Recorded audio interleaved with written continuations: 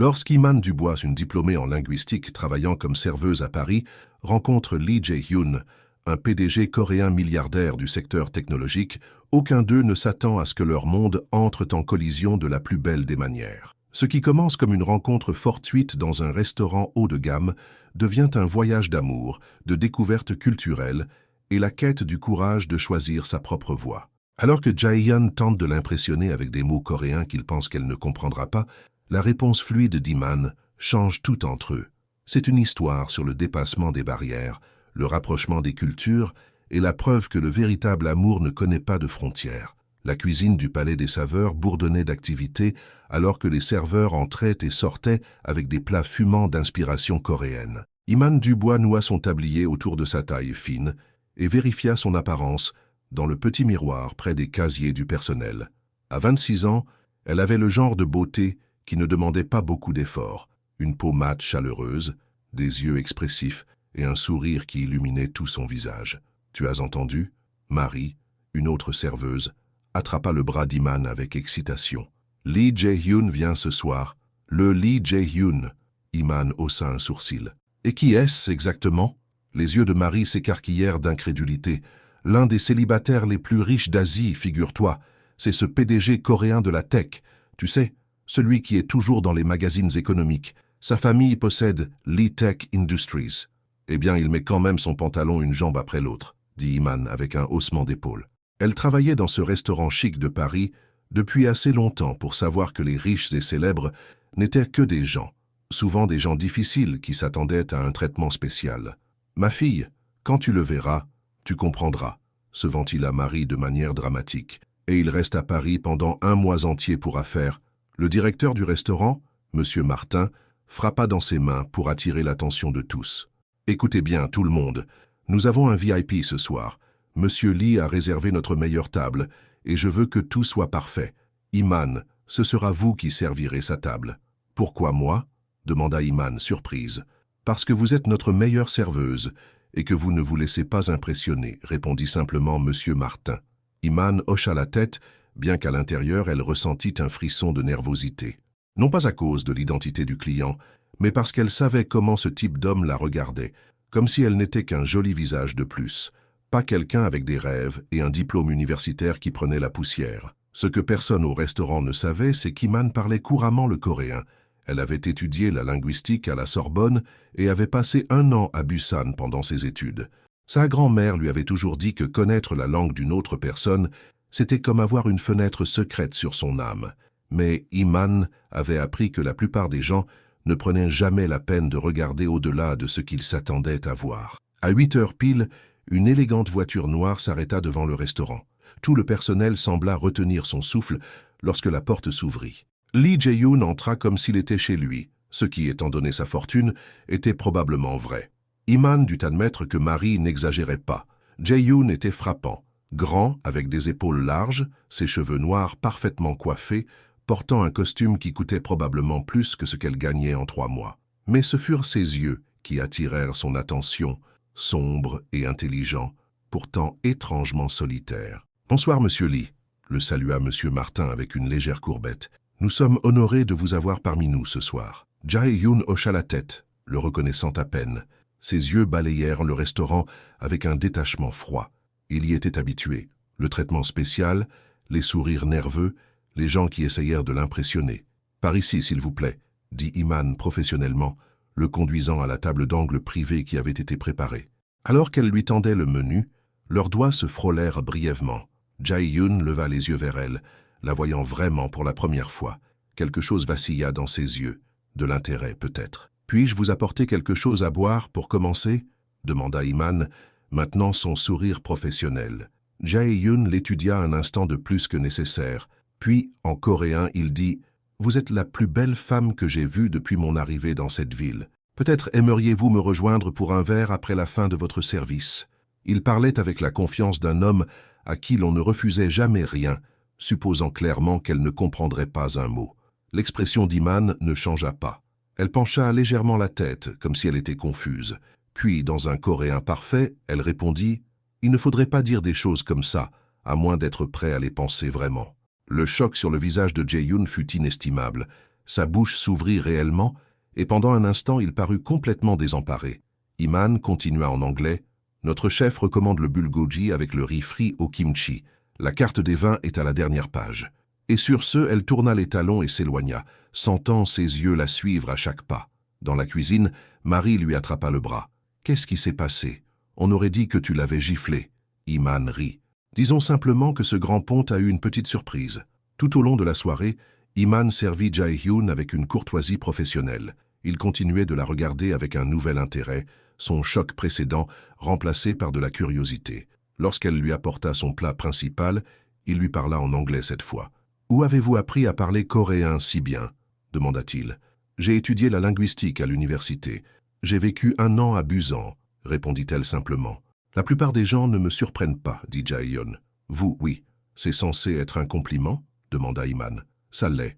Un compliment sincère, dit-il, et pour la première fois de la soirée, son sourire parut réel. Quand Jae-hyun eut fini son repas, il laissa un pourboire très généreux et une carte de visite avec une note manuscrite. « J'aimerais poursuivre notre conversation.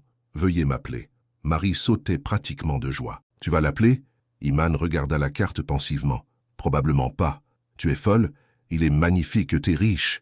Et probablement habitué à obtenir tout ce qu'il veut, » répondit Iman. « Les hommes comme ça ne voient pas les femmes comme moi, pas vraiment. » Mais même en le disant, elle glissa la carte dans sa poche. Jae-hyun ne pouvait s'arrêter de penser à la serveuse du restaurant. Iman, il avait vu son badge nominatif. Dans sa suite d'hôtels de luxe, il arpentait la pièce, rejouant leur brève interaction. Son assistant, Romain, le regardait avec confusion. « Monsieur, tout va bien? Nous avons la réunion avec les investisseurs de la French Tech demain. » Elle parlait coréen, Romain, un coréen parfait. Et elle m'a complètement remise à ma place, dit Jae-hyun, presque à lui-même. « La serveuse ?» demanda Romain, perplexe devant la fixation de son patron. « Pas n'importe quelle serveuse, le corrigea Jae-hyun. Quelqu'un qui m'a surpris. » En 31 ans, peu de gens avaient vraiment surpris Jae-hyun. Né dans la richesse et préparé dès l'enfance à reprendre l'empire technologique de son père, il s'était habitué à ce que les gens le traitent avec déférence ou calcul. Les femmes, surtout, avaient tendance à le voir comme un prix à gagner, un accès à la fortune, au statut et au pouvoir. Mais le regard dans les yeux d'Iman avait été différent. Elle n'avait pas du tout été impressionnée par lui. « Dois-je contacter le restaurant ? Nous pourrions lui proposer un poste dans l'entreprise, » suggéra Romain, toujours soucieux de résoudre les problèmes. « Non, » dit Jae-hyun sèchement. « Ce n'est pas... non. » Pour la première fois depuis des années, il voulait poursuivre quelque chose, quelqu'un, sans utiliser son nom de famille ou sa fortune comme levier. La question était « comment ?» 3 jours plus tard, Iman fut surprise de voir Jae-hyun de retour au restaurant, cette fois seul et sans réservation.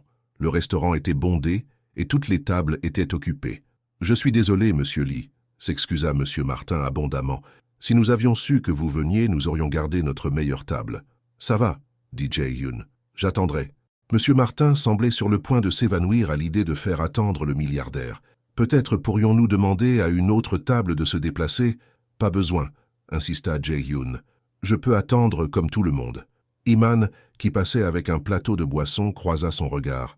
Il lui fit un signe de tête avec un léger sourire. 1 heure plus tard, alors que son service se terminait, Iman trouva Jae-hyun toujours en train d'attendre dans le coin bar, sirotant un seul verre de whisky. « Vous êtes très patient, » dit-elle, s'arrêtant à ses côtés. « Quand quelque chose m'intéresse, oui, » répondit-il. « Et qu'est-ce qui vous intéresse ici? La nourriture n'est pas si spéciale. » Jae-hyun sourit. « Je crois que vous connaissez la réponse. » Iman croisa les bras. « Si vous êtes juste ennuyé et à la recherche de divertissement pendant votre séjour en ville, je ne suis pas intéressé. Dînez avec moi, dit-il. Pas ici. N'importe où, à votre choix. Pourquoi? Parce que je veux savoir comment une serveuse à Paris parle mieux coréen que la plupart des gens à Séoul. » Iman le considéra un instant. « C'est tout? Vous êtes curieux de mes compétences linguistiques? » « Pour l'instant, oui, » répondit-il honnêtement. Contre son meilleur jugement, Iman se sentit intrigué. « Il y a un petit endroit dans le quartier asiatique de Paris, rien de chic. Ils servent le meilleur sundubu jjigae que j'ai mangé en dehors de Busan. Demain soir ?» demanda-t-il. Iman hésita, puis hocha la tête. « Je finis à 7 heures. » Le petit restaurant du quartier asiatique de Paris était exactement comme Iman l'avait décrit. Rien de chic, mais authentique. Le vieux couple coréen qui le tenait accueillit Iman comme un membre de la famille. « Imania, ça fait trop longtemps. dit la femme en coréen, la serrant chaleureusement dans ses bras. « Madame Leclerc, voici mon ami Jae-Yoon », le présenta Iman. Les yeux de Madame Leclerc s'écarquillèrent lorsqu'elle le reconnut, mais à son crédit, elle ne fit pas d'histoire. Elle les conduisit simplement à une table tranquille dans un coin. « Vous venez souvent ici ?» demanda Jae-Yoon en regardant la décoration simple. « Madame Leclerc me rappelle ma grand-mère, » dit Iman. « Quand j'avais le mal du pays en Corée, j'appelais ma mamie tous les jours. C'est elle qui m'a encouragé à étudier les langues. Et vos parents ?» Une ombre passa sur le visage d'Iman. « Ma mère est morte quand j'avais 10 ans. Mon père est parti quand j'étais jeune. Ma grand-mère m'a élevé. » Jae-Yoon hocha la tête, comprenant la perte. « Ma mère est morte quand j'avais 16 ans. Accident de voiture. Je suis désolé, dit Iman doucement. Mon père n'en a jamais reparlé après ça. Dans notre maison, on ne parlait pas de sentiments, seulement des affaires, du succès, du nom de famille. C'est pour ça que vous êtes devenu PDG. Les attentes familiales. Je n'ai jamais envisagé d'autre chemin, admit Jae-Yoon. Et vous, pourquoi n'utilisez-vous pas votre diplôme de linguistique? Iman soupira. La réalité m'a rattrapé. Les emplois de traduction exigent des connexions que je n'ai pas. J'ai postulé à des programmes de 3e cycle, mais je n'avais pas les moyens de les financer. Le travail au restaurant était censé être temporaire. Vous êtes trop talentueuse pour servir de la nourriture, dit Jae-Yoon. Il n'y a rien de mal avec un travail honnête, répondit Iman, avec une pointe de défi dans la voix. Ce n'est pas ce que je voulais dire, rectifia-t-il. Je voulais dire que vous avez des compétences rares. Vous devriez les utiliser. Leur nourriture arriva, des bols fumants de ragoût épicé qui sentaient bon le réconfort. C'est incroyable, dit Jae-Yoon après sa première bouchée, réellement impressionné. Mieux que votre restaurant chic? Bien mieux, acquiesça-t-il. Pendant qu'ils mangeaient, ils parlèrent, vraiment, de livres qu'ils aimaient, de lieux qu'ils avaient visités, de rêves qu'ils avaient eus enfants. Jae-Yoon se retrouva à parler plus ouvertement qu'il ne l'avait fait depuis des années. Il y avait quelque chose chez Iman qui lui donnait envie d'être honnête. « Vous êtes différent de ce à quoi je m'attendais », admit Iman, alors qu'il marchait dans la rue après le dîner. « En quoi? Moins arrogant, plus humain. » Jae-Yoon rit. « C'est un compliment? Ça l'est. Un compliment sincère, fit-elle écho à ces mots de leur première rencontre. Lorsqu'il la raccompagna à sa voiture, il y eut un instant, une pause remplie de possibilités. Mais Iman recula. « Merci pour le dîner, » dit-elle. « Je croyais que c'était toi qui m'invitais à ton restaurant préféré, » lui rappela-t-il avec un sourire. « La prochaine fois, » dit-elle, puis parut surprise de ses propres mots. « Alors il y aura une prochaine fois ?» Iman monta dans sa voiture. « On verra. » Au cours des 2 semaines suivantes, Jae-Yoon trouva des raisons de prolonger son séjour à Paris. Des réunions importantes furent reportées. Des affaires urgentes à Séoul furent déléguées à d'autres. Son père l'appela, exigeant de savoir pourquoi il était toujours en France. L'expansion sur la côte ouest est plus compliquée que prévu, mentit Jae-Yoon avec aisance, tout en regardant Iman rire de quelque chose de l'autre côté de la pièce. Ils étaient dans une petite galerie d'art dans le Marais, l'un de ses endroits préférés. Il n'avait jamais été comme ça auparavant, annuler des réunions, ignorer ses responsabilités. Mais quelque chose lui arrivait, quelque chose qu'il ne pouvait pas contrôler. Iman, de son côté, s'attendait toujours à ce que la bulle éclate. Les hommes comme Jae-Yoon ne poursuivaient pas sérieusement des femmes comme elle. Pourtant, il était là jour après jour, posant des questions sur sa vie, ses pensées, ses rêves, et écoutant réellement les réponses. « Quel est votre meilleur souvenir de Corée ?» lui demanda-t-il un soir, alors qu'il marchait le long de la Seine. « Il y avait une petite colline derrière mon appartement à Busan, dit-elle. Je la gravissais tous les soirs pour regarder le soleil se coucher sur le port. Une nuit, il y avait un vieil homme là-bas, jouant d'une flûte traditionnelle. Il jouait tous les soirs après ça. Nous ne nous parlions jamais, nous nous faisions juste un signe de tête. Mais cette musique, j'avais l'impression qu'elle était juste pour moi. » Jae-Yoon resta silencieux un instant. « J'ai vécu à Séoul toute ma vie, et je n'ai jamais pris le temps de regarder le coucher du soleil. C'est triste, » dit Iman simplement. « Ça l'est, » acquiesça-t-il. « J'ai été trop occupé à devenir ce que tout le monde attendait de moi. Et c'est quoi? Réussi. Puissant, froid. » Il dit le dernier mot doucement. Iman s'arrêta de marcher et se tourna vers lui. « Vous n'êtes pas froid. »« Non ?» Il tendit la main, touchant hésitamment sa joue. « Alors, qu'est-ce que je suis? Perdu, peut-être, » dit-elle doucement, mais pas froid. Lorsqu'il l'embrassa, cela sembla inévitable, comme quelque chose qui était censé arriver depuis cette première nuit au restaurant. Ses lèvres étaient douces contre les siennes, demandant plutôt qu'exigeant. Mais quand ils se séparèrent, Iman recula, le conflit évident dans ses yeux. « Ce n'est pas réel, dit-elle. Dans une semaine, vous retournerez à Séoul, à votre vraie vie, et je serai toujours là, à servir le dîner au prochain milliardaire. » Iman ? Non, le coupa-t-elle. J'ai déjà vu des hommes comme vous. Vous êtes intéressé maintenant parce que je suis différente, parce que je suis une nouveauté. Mais je ne suis pas un souvenir que vous pouvez ramener de votre voyage à Paris. Elle tourna les talons et s'éloigna, le laissant seul sur la plage alors que le soleil se couchait derrière l'horizon. « Vous semblez distrait, monsieur », observa Romain, alors que Jae-hyun regardait par la fenêtre de sa suite d'hôtel, téléphone à la main. 3 jours s'étaient écoulés depuis la plage et Iman ne répondait ni à ses appels, ni à ses messages. « Je pense au programme de bourse de l'université de Séoul », dit soudain Jae-hyun. Romain parut confus par le changement de sujet. « Celui que votre mère a créé avant de mourir ?»« Oui. Combien d'étudiants internationaux parrainons-nous chaque année ?»« 20, je crois, pour les études de 3e cycle en technologie et en commerce. Je veux l'étendre, pour inclure les langues et les études de traduction, et je veux que cela soit annoncé immédiatement. » Romain prit note, bien qu'il semblât perplexe. « Puis-je vous demander pourquoi cet intérêt soudain pour la linguistique, monsieur ?» Jae-hyun ne répondit pas. Au lieu de cela, il dit « Je veux que vous trouviez tout ce que vous pouvez sur les programmes de 3e cycle, en traduction et interprétation, les meilleurs. En Corée, partout. » Jae-hyun n'avait jamais couru après une femme qui s'éloignait de lui. Sa fierté ne le permettait pas. Mais Iman Dubois n'était pas n'importe quelle femme, et ce qu'il ressentait n'était plus seulement de la fierté. C'était quelque chose de bien plus dangereux. Quelque chose qui ressemblait étrangement à de l'espoir. Iman essuyait le comptoir du Palais des Saveurs, essayant de se concentrer sur son travail et non sur l'homme qui n'était pas revenu au restaurant depuis plus d'1 semaine. Elle se disait que c'était mieux ainsi. Quoi qu'il se soit passé entre eux, ce n'était pas réel. Ça ne pouvait pas l'être. « Tu as vérifié ton téléphone 12 fois au cours de la dernière heure, » dit Marie, appuyée contre le bar. « Tu attends un appel de monsieur milliardaire ?»« Non, » dit Iman trop vite, et parle moins fort. Marie haussa un sourcil. « Ma fille, tu peux te mentir à toi-même, mais pas à moi. J'ai vu comment vous vous regardiez, vous deux. Ça n'a pas d'importance. Il est probablement déjà de retour en Corée maintenant. Alors pourquoi continues-tu de vérifier ton téléphone ?» Iman n'avait pas de bonne réponse à cela. À la maison ce soir-là, dans son petit appartement douillet, Iman appela sa grand-mère. Le simple fait d'entendre la voix de mamie la faisait toujours se sentir mieux. « Quelque chose te tracasse, ma puce, » dit mamie après seulement quelques minutes de conversation. « Je l'entends à ta voix. » Iman soupira. Sa grand-mère la connaissait trop bien. « J'ai rencontré quelqu'un, mamie. » Eh bien, ça ne ressemble pas à une mauvaise nouvelle. Il est différent.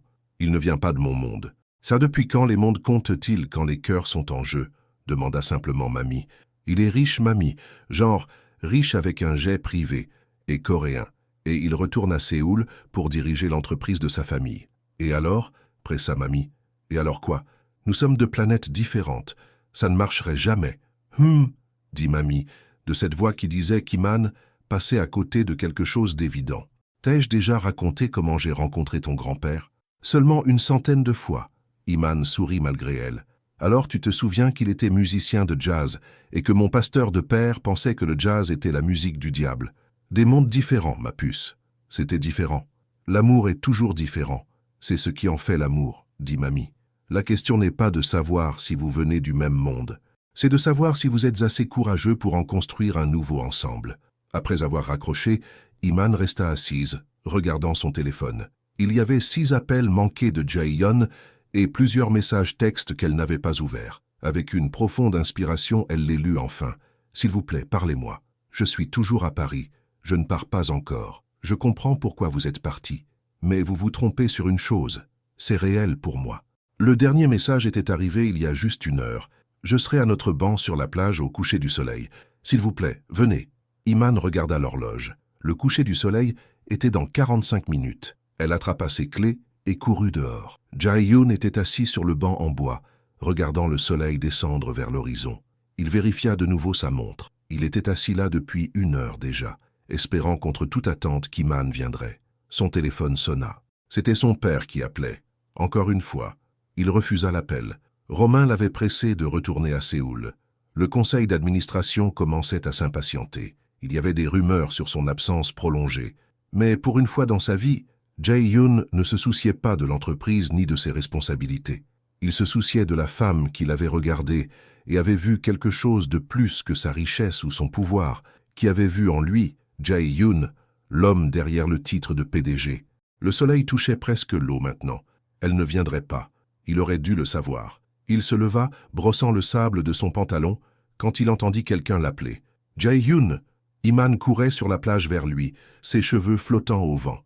Elle s'arrêta à quelques pas, reprenant son souffle. « Vous êtes venu ?» dit-il, essayant de ne pas laisser la surprise transparaître dans sa voix. « J'ai failli ne pas venir, » admit-elle. « Qu'est-ce qui vous a fait changer d'avis ?»« Ma grand-mère. Elle m'a rappelé qu'avoir peur est une mauvaise raison de fuir quelque chose qui compte. » Jae-Yoon fit un pas de plus. « Et est-ce que je compte, Iman ?» Elle leva les yeux vers lui, la vulnérabilité claire dans ses yeux. « Plus que je ne veux l'admettre. » Il tendit la main, la tenant doucement. « Alors parlez-moi. Dites-moi pourquoi vous avez fui. » Ils s'assirent sur le banc, alors que le soleil disparaissait sous l'horizon, peignant le ciel de nuances d'orange et de rose. « Toute ma vie, » commença Iman, « j'ai été la fille qui travaille 2 fois plus dur pour aller 2 fois moins loin. Mon père est parti quand j'avais 4 ans. Ma mère a eu 2 emplois jusqu'à ce qu'elle tombe malade. Quand elle est morte, mamie m'a recueilli. J'ai obtenu des bourses pour l'école, travaillé la nuit pour payer mon année à l'étranger. « Vous avez dû être forte, » dit Jae-Yoon doucement. « J'ai dû être réaliste, » corrigea-t-elle. « Et la réalité est que les hommes comme vous ne finissent pas avec des femmes comme moi, pas dans le monde réel. »« Qui dit que ce n'est pas le monde réel ?» demanda-t-il. « Ici et maintenant ? Votre monde est à Séoul, réunion de conseils et accords à milliards de dollars. Le mien est ici, servir le dîner pour payer le loyer. » Jae-Yoon resta silencieux un instant. « Et si je vous disais que j'ai pensé à me retirer de l'entreprise ?» Iman le regarda surprise. « Quoi ? Je n'ai jamais rien choisi pour moi-même. Toute ma vie a été planifiée depuis ma naissance. L'école, l'université, l'entreprise. Je n'ai jamais remis cela en question jusqu'à maintenant. » « Jusqu'à quoi ? Jusqu'à ce que vous me parliez en coréen cette nuit-là et que soudain, j'ai l'impression que quelqu'un me voyait vraiment pour la première fois. » Iman secoua la tête. « Je ne peux pas être la raison pour laquelle vous abandonnez vos responsabilités. C'est trop de pression. »« Ce n'est pas toi la raison, » dit-il. « Tu es le déclic, la permission dont j'avais besoin pour enfin me demander ce que je voulais vraiment. »« Et que veux-tu » demanda-t-elle doucement. D'une main, il lui glissa une mèche de cheveux derrière l'oreille. « Là, tout de suite, t'embrasser à nouveau, et voir où cela nous mènera, sans que l'un de nous ne s'enfuit. » Cette fois, lorsqu'ils s'embrassèrent, aucun d'eux ne recula. Et à mesure que les étoiles commençaient à apparaître dans le ciel assombri, cela ressemblait à un nouveau départ. Au cours des semaines suivantes, Gabriel et Léa passèrent chaque instant possible ensemble. Ils venaient au restaurant à la fin de ses services. Elle lui fit découvrir ses endroits cachés préférés à Paris, de petites librairies, des cafés discrets, le sentier de randonnée offrant la meilleure vue sur la ville. À sa surprise, Gabriel semblait vraiment apprécier ces plaisirs simples. L'homme qui avait grandi dans le luxe trouvait de la joie dans la nourriture de rue et les librairies d'occasion. « Tu es différent quand tu n'es pas au travail », observa Léa un après-midi alors qu'il parcourait un petit magasin de disques. « Comment ça ? Plus détendu. Tu souris davantage. » Gabriel saisit un vieux vinyle de jazz, l'examinant pensivement. « Mon père dit que trop sourire te rend faible en affaires. Votre père doit être un véritable bout en train, » dit Léa sèchement. Gabriel rit. Il ne comprendrait rien à tout cela. Être ici, avec toi, c'est comme si je vivais la vie de quelqu'un d'autre, quelqu'un de plus heureux. Est-ce une bonne chose ? La meilleure des choses, dit-il, l'attirant contre lui pour l'embrasser. Plus tard dans la semaine, Gabriel invita Léa à dîner dans sa suite d'hôtel. Elle avait d'abord hésité. Son monde de luxe la mettait toujours mal à l'aise. Mais il avait promis de lui préparer le dîner lui-même. Quand elle arriva, elle le trouva dans le coin cuisine de la suite, entouré d'ingrédients et l'air légèrement paniqué. « Tout va bien ?» demanda-t-elle, essayant de ne pas rire. « J'ai peut-être surestimé mes talents culinaires, » avoua-t-il, passant une main dans ses cheveux. « Je voulais faire un kimchi jjigae comme ma mère avait l'habitude de le faire, mais... » Léa posa son sac et retroussa ses manches. « Laisse-moi t'aider. » Ensemble, ils sauvèrent le dîner, riant alors que Gabriel avouait n'avoir jamais cuisiné un repas auparavant. « Pas même une fois ?» demanda Léa incrédule. « Nous avions du personnel pour ça, » dit-il, l'air légèrement embarrassé. « Je sais ce que ça implique. Cela implique que tu as eu une enfance très différente de la mienne, » dit-elle, mais il n'y avait aucun jugement dans sa voix. Pendant qu'il mangeait, Gabriel l'interrogea sur sa grand-mère, et le visage de Léa s'éclaira en partageant des histoires de la femme qui l'avait élevée. « Elle a l'air remarquable, » dit Gabriel. « J'aimerais la rencontrer un jour. » La façon décontractée dont il suggéra un avenir ensemble fit battre le cœur de Léa un peu plus fort. Après le dîner, Ils s'assirent sur le balcon surplombant les lumières de la ville. Gabriel semblait perdu dans ses pensées, son expression sérieuse. « À quoi penses-tu » demanda Léa. « On m'a proposé un poste de professeur invité au Centre culturel coréen ici à Paris, dit-il. Enseigner le coréen des affaires à des cadres français. » Léa se redressa. « Quoi? Quand est-ce arrivé? Je les ai contactés la semaine dernière. Ce serait à temps partiel, juste quelques heures par semaine. Mais qu'en est-il de Seotech? L'entreprise de ta famille ?» Gabriel lui prit la main. « J'ai beaucoup réfléchi à ce que tu as dit, sur le fait d'être celui que les autres attendent que tu sois, par rapport à celui que tu veux être. J'ai appelé mon père hier, je lui ai dit que je prenais un congé sabbatique. Comment l'a-t-il pris? Pas très bien. » Gabriel sourit ironiquement. « Il y a eu beaucoup de cris en coréen, des menaces de me déshériter, le grand classique. »« Gabriel, » dit Léa sérieusement, « je n'ai jamais voulu que tu bouleverses ta vie pour moi. Ce n'est pas pour toi, c'est pour moi. » Il lui serra la main. « Pour la première fois de ma vie, je fais un choix qui me semble juste. » Plus tard, cette nuit-là, alors qu'ils étaient enlacés sous les draps de son lit, Léa posa sa tête sur sa poitrine, écoutant les battements de son cœur. « Dis-moi quelque chose de vrai, » murmura-t-elle. « Quelque chose que tu n'as jamais dit à personne. » Gabriel resta silencieux si longtemps qu'elle crut qu'il s'était endormi. Puis il parla, sa voix à peine audible. « La nuit où ma mère est morte, je devais l'appeler pour lui dire que je ne pouvais pas venir dîner. Je me préparais pour un concours de débat. Je pensais que c'était plus important. » Sa voix se brisa légèrement. « Je n'ai jamais passé cet appel. Elle se rendait au restaurant pour retrouver mon père quand l'accident est arrivé. » Léa releva la tête pour le regarder. « Tu n'étais qu'un enfant. Ce n'était pas ta faute. Mon père n'a jamais dit que c'était ma faute. Il n'a jamais rien dit à ce sujet. Nous avons juste continué. Nous nous sommes enterrés dans le travail. C'est la manière de la famille Seo. » Léa l'embrassa doucement. « C'est normal de ressentir, Gabriel, de faire son deuil, d'être humain. J'apprends ça, » dit-il, la serrant plus fort. « Avec toi. » 2 jours plus tard, Léa reçut une grande enveloppe par la poste. À l'intérieur se trouvait un dossier de candidature pour le programme de master en traduction et interprétation de l'ESIT à la Sorbonne Nouvelle, ainsi que des informations sur une bourse complète parrainée par la Fondation Seo. La colère monta en elle. Elle se rendit directement à l'hôtel de Gabriel. « Qu'est-ce que c'est » demanda-t-elle, jetant l'enveloppe sur la table basse dès qu'il l'eut laissé entrer. Gabriel eut l'air confus. « Je pensais que tu serais contente. C'est l'un des meilleurs programmes au monde. As-tu usé de tes relations pour que j'y sois admise? Utilisé le nom de ta famille? » « Non, bien sûr que non. J'ai juste fait en sorte que l'information te soit envoyée. Tu devrais toujours postuler comme n'importe qui d'autre. Mais avec une bourse opportunément fournie par la fondation de ta famille ?» Gabriel passa une main dans ses cheveux. « J'ai élargi un programme existant, pour les étudiants internationaux qui étudient les langues. Je pensais que tu voudrais poursuivre ton rêve. » « À Séoul ?» Léa croisa les bras. « Pour que je te suive en Corée comme un trophée? Ce n'est pas du tout ce que je voulais dire. » La voix de Gabriel monta en frustration. « J'essayais d'aider. Je n'ai pas besoin de ton aide, ni de ton argent, ni de tes relations, » dit Léa, la voix tremblante. « Ça est pour ça que tu me voyais. Pour que tu puisses jouer le sauveur de la pauvre serveuse avec un diplôme inutilisé. Comment peux-tu même penser ça ?» Gabriel parut réellement blessé. « Après tout ce que nous avons partagé ? Parce que c'est exactement ce dont j'avais peur. » Léa désigna l'enveloppe. « Que tu penses pouvoir arranger ma vie avec ton argent. Ce n'est pas ce que je veux de toi, Gabriel. »« Alors, que veux-tu » demanda-t-il doucement.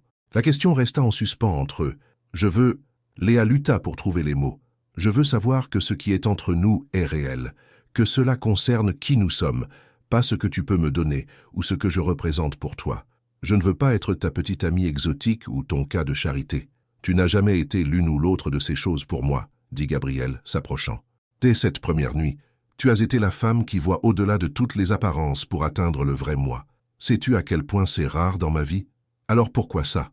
Elle désigna l'information sur la bourse. « Parce que j'ai vu tes yeux s'illuminer quand tu parlais de traduction, d'établir des ponts entre les cultures.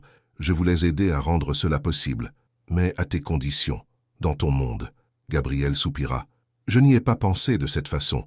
Je suis désolé. » La colère de Léa commença à s'estomper, remplacée par une fatigue lancinante. « C'est pourquoi les relations comme la nôtre sont si difficiles, Gabriel. Il y aura toujours ce déséquilibre. Cela n'a pas à être ainsi. Vraiment? Tu peux changer ma vie avec un coup de téléphone. Je ne peux pas faire la même chose pour toi. Tu l'as déjà fait, dit-il doucement, d'une manière qui compte plus que l'argent où les relations n'auraient jamais pu le faire. Léa voulait le croire. Mais la peur qui la hantait depuis le début, qu'elle ne soit qu'un simple divertissement, une nouveauté passagère, revint en force. « J'ai besoin de temps, dit-elle finalement, pour réfléchir. » Gabriel hocha la tête, ses yeux tristes. « Je comprends. » Alors qu'elle se tournait pour partir, il l'appela. « Léa, pour ce que ça vaut, je suis en train de tomber amoureux de toi. Et ça me terrifie. » Elle s'arrêta à la porte, sans regarder en arrière. « C'est la première chose que tu as dite que je crois entièrement. » Léa n'alla pas travailler ce soir-là. Elle s'était portée malade et se rendit plutôt chez sa grand-mère à Montreuil. Mamie jeta un coup d'œil au visage de sa petite fille et ouvrit les bras. « Viens ici, ma puce. » Elles s'assirent sur la vieille balançoire du porche, exactement comme quand Léa était une petite fille aux genoux écorchés ou au cœur brisé. « Il m'a envoyé des informations sur une bourse, me s'expliqua Léa après avoir tout raconté à Mamie, pour un programme à Séoul. Et ça t'a contrarié parce que... » Mamie l'encouragea. « Parce que j'avais l'impression qu'il essayait de me réparer, comme si j'étais un problème à résoudre. » Mamie resta silencieuse un instant. « Quand ton grand-père a voulu m'acheter ma première voiture, j'ai refusé. Je lui ai dit que je pouvais économiser et acheter la mienne. C'est différent. Laisse. J'étais trop fier pour le laisser m'aider, même s'il voulait le faire parce qu'il m'aimait, pas parce qu'il pensait que j'avais besoin d'être réparé. » Léa soupira. « Je ne veux juste pas être un cas de charité. T'a-t-il dit que tu l'étais? » « Non, mais rien. Ce jeune homme essaie de trouver un moyen d'être avec toi, de construire un pont entre vos mondes. Et d'après ce que tu m'as dit, il essaie aussi de se trouver lui-même dans le processus. » Léa posa sa tête sur l'épaule de sa grand-mère. « Et si ça ne marche pas? Et si nous sommes trop différents? Et si ça marche ?» rétorqua Mamie. « Et si ces différences sont exactement ce dont vous avez tous les deux besoin ?» Elles se balancèrent en silence un moment. « Il a dit qu'il était en train de tomber amoureux de moi, » murmura Léa finalement. « Et es-tu en train de tomber amoureuse de lui ?» Léa ferma les yeux. « Je crois que je suis déjà tombée. » Le lendemain matin, Léa se rendit à l'hôtel de Gabriel, mais il n'était pas là. La réception l'informa que M. Seo avait quitté sa chambre tôt ce matin-là. La panique la saisit. Était-il retourné en Corée? L'avait-elle repoussé pour de bon? Elle appela son téléphone portable, mais cela tomba directement sur le répondeur. Elle laissa un message, essayant de garder sa voix stable. « Gabriel, c'est moi. Je suis à ton hôtel, mais ils m'ont dit que tu avais quitté ta chambre. S'il te plaît, rappelle-moi. J'ai besoin de te parler. » Elle alla au restaurant pour son service, espérant qu'il s'y présenterait, mais il n'y avait aucun signe de lui. Maria remarqua sa distraction. « Problème au paradis ?» demanda-t-elle avec sympathie. « Je crois qu'il est retourné en Corée », dit Léa, les mots douloureux à prononcer à voix haute. « Sans dire au revoir ? Ça ne ressemble pas au type qui venait ici tous les soirs pour te voir. » Le téléphone de Léa sonna, et elle faillit le laisser tomber dans sa hâte de répondre. Mais ce n'était pas Gabriel, c'était un numéro qu'elle ne reconnaissait pas. « Allô? Est-ce bien Léa Dubois ?» demanda une voix masculine. « Oui. Qui est à l'appareil? Je m'appelle Min-ho. Je travaille pour M. Seo. Il m'a demandé de vous contacter. » Le cœur de Léa s'accéléra. « Est-ce qu'il va bien? Où est-il? » « Il va bien, la rassura Min-ho. Il a dû prendre un vol pour Genève pour une réunion d'urgence avec des investisseurs.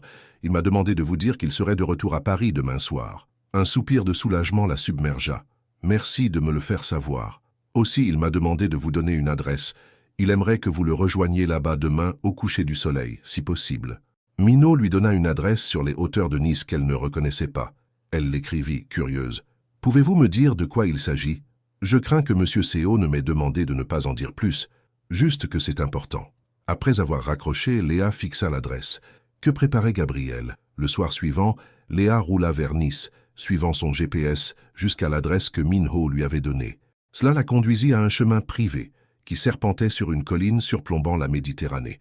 Au bout du chemin se trouvait une maison moderne aux murs de verre qui reflétait le soleil couchant. Elle se gara et marcha avec incertitude jusqu'à la porte d'entrée. Avant qu'elle ne puisse frapper, celle-ci s'ouvrit. Gabriel se tenait là, l'air fatigué mais heureux de la voir. « Tu es venu. Qu'est-ce que cet endroit ?» demanda-t-elle entrant.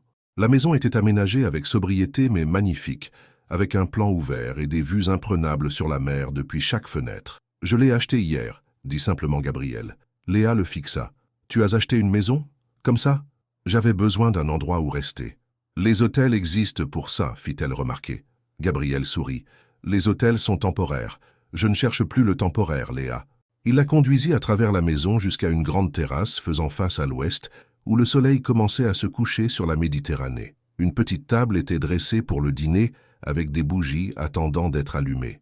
Tu avais raison sur ce que tu as dit, commença Gabriel, à propos de la bourse, à propos d'essayer de régler les choses avec de l'argent. C'est ce que j'ai toujours fait, jeter de l'argent sur les problèmes pour qu'ils disparaissent.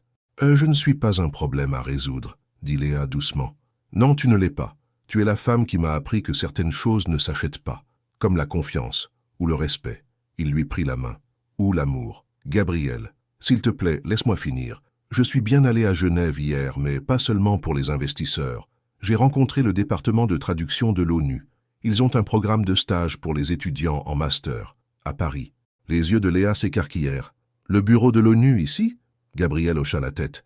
Il s'associe avec l'université Paris-Cité, le même programme auquel tu voulais postuler auparavant, mais que tu ne pouvais pas te permettre. Comment as-tu su ça? Ta grand-mère me l'a dit. Tu as parlé à ma grand-mère? Léa était choquée. Hier, je suis allé lui demander sa bénédiction. Sa bénédiction, pourquoi? Gabriel plongea la main dans sa poche et en sortit une petite boîte de velours. Léa retint sa respiration. Pour te demander de construire une vie avec moi, pas à Séoul, ni ailleurs que je choisirais, mais ensemble, où que cela nous mène. Il ouvrit la boîte, révélant une bague en diamant simple mais élégante. C'est fou, murmura Léa. Nous ne nous connaissons que depuis 1 mois. Je sais, acquiesça Gabriel. Selon toute logique, c'est trop rapide. Mais je sais aussi que quand je suis avec toi, je suis la personne que j'ai toujours voulu être, le vrai moi. Léa regarda de la bague à son visage, des larmes se formant dans ses yeux. Et ton entreprise? Ta famille? L'entreprise survivra sans moi un moment. Quant à ma famille, il haussa les épaules. Ils accepteront mes choix ou non, mais je ne te laisserai pas tomber. Que dis-tu exactement? Je dis que je t'aime, Léa Dubois. Je dis que je veux rester à Paris, enseigner au Centre culturel coréen, te voir poursuivre tes rêves. Et oui, je te demande de m'épouser, pas aujourd'hui ou demain, mais quand nous serons tous les deux prêts. Le cœur de Léa lui semblait trop grand pour sa poitrine. Ce n'était pas ainsi qu'elle avait imaginé sa vie se dérouler, mais en regardant dans les yeux de Gabriel, elle ne pouvait plus imaginer d'autre chemin. « Je t'aime aussi », dit-elle doucement. « Oui, quand nous serons prêts, oui. » Alors que le soleil plongeait sous l'horizon, baignant le monde d'une lumière dorée, Gabriel glissa la bague à son doigt.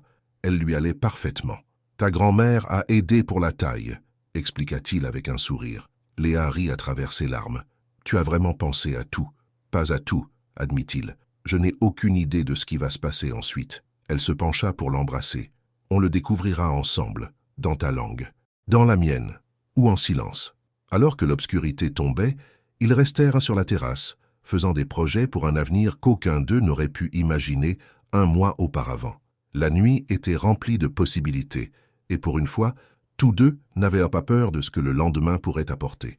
Ils étaient loin de se douter que le lendemain apporterait des défis auxquels aucun d'eux n'était préparé. Le soleil matinal filtrait à travers les murs de verre de la maison de Nice, réveillant Léa. Un instant, elle fut désorientée, jusqu'à ce qu'elle sente le bras de Gabriel autour de sa taille et se souvienne où elle était.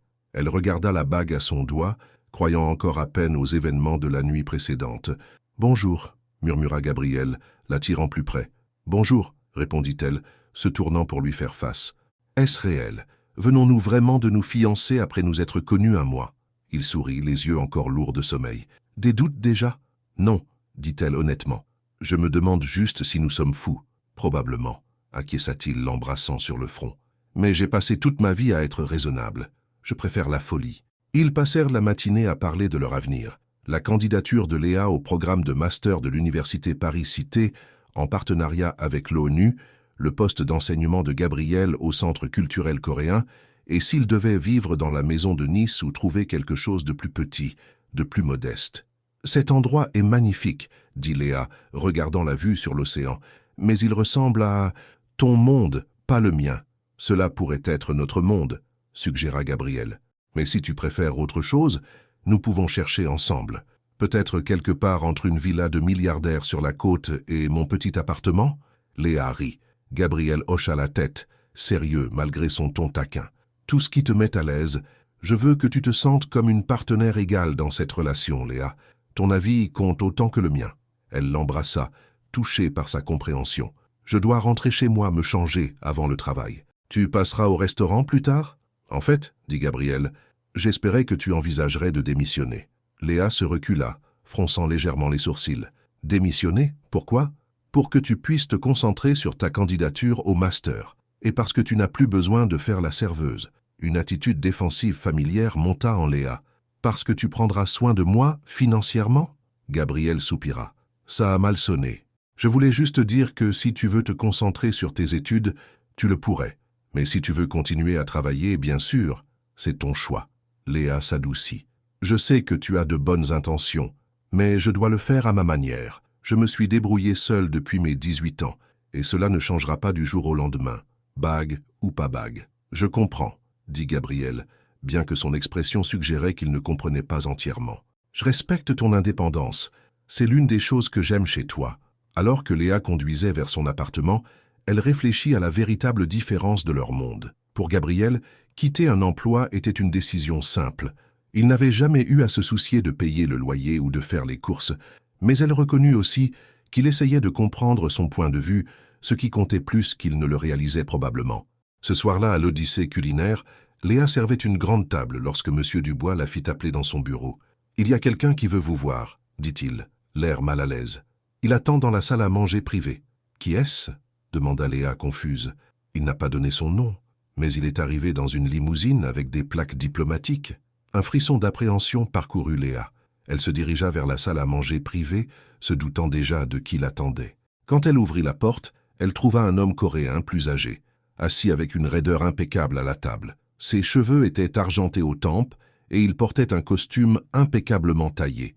La ressemblance avec Gabriel était indéniable, bien que le visage de cet homme soit plus dur, sans la chaleur qui adoucissait les traits de son fils. « Monsieur Seo » dit Léa, refermant la porte derrière elle. « Mademoiselle Dubois » répondit-il dans un anglais certes accentué mais précis. « S'il vous plaît, asseyez-vous. » Léa resta debout. « Je préférerais ne pas le faire. Mon service n'est pas terminé. Je suis sûr que votre employeur comprendra. J'ai généreusement dédommagé le restaurant pour votre temps.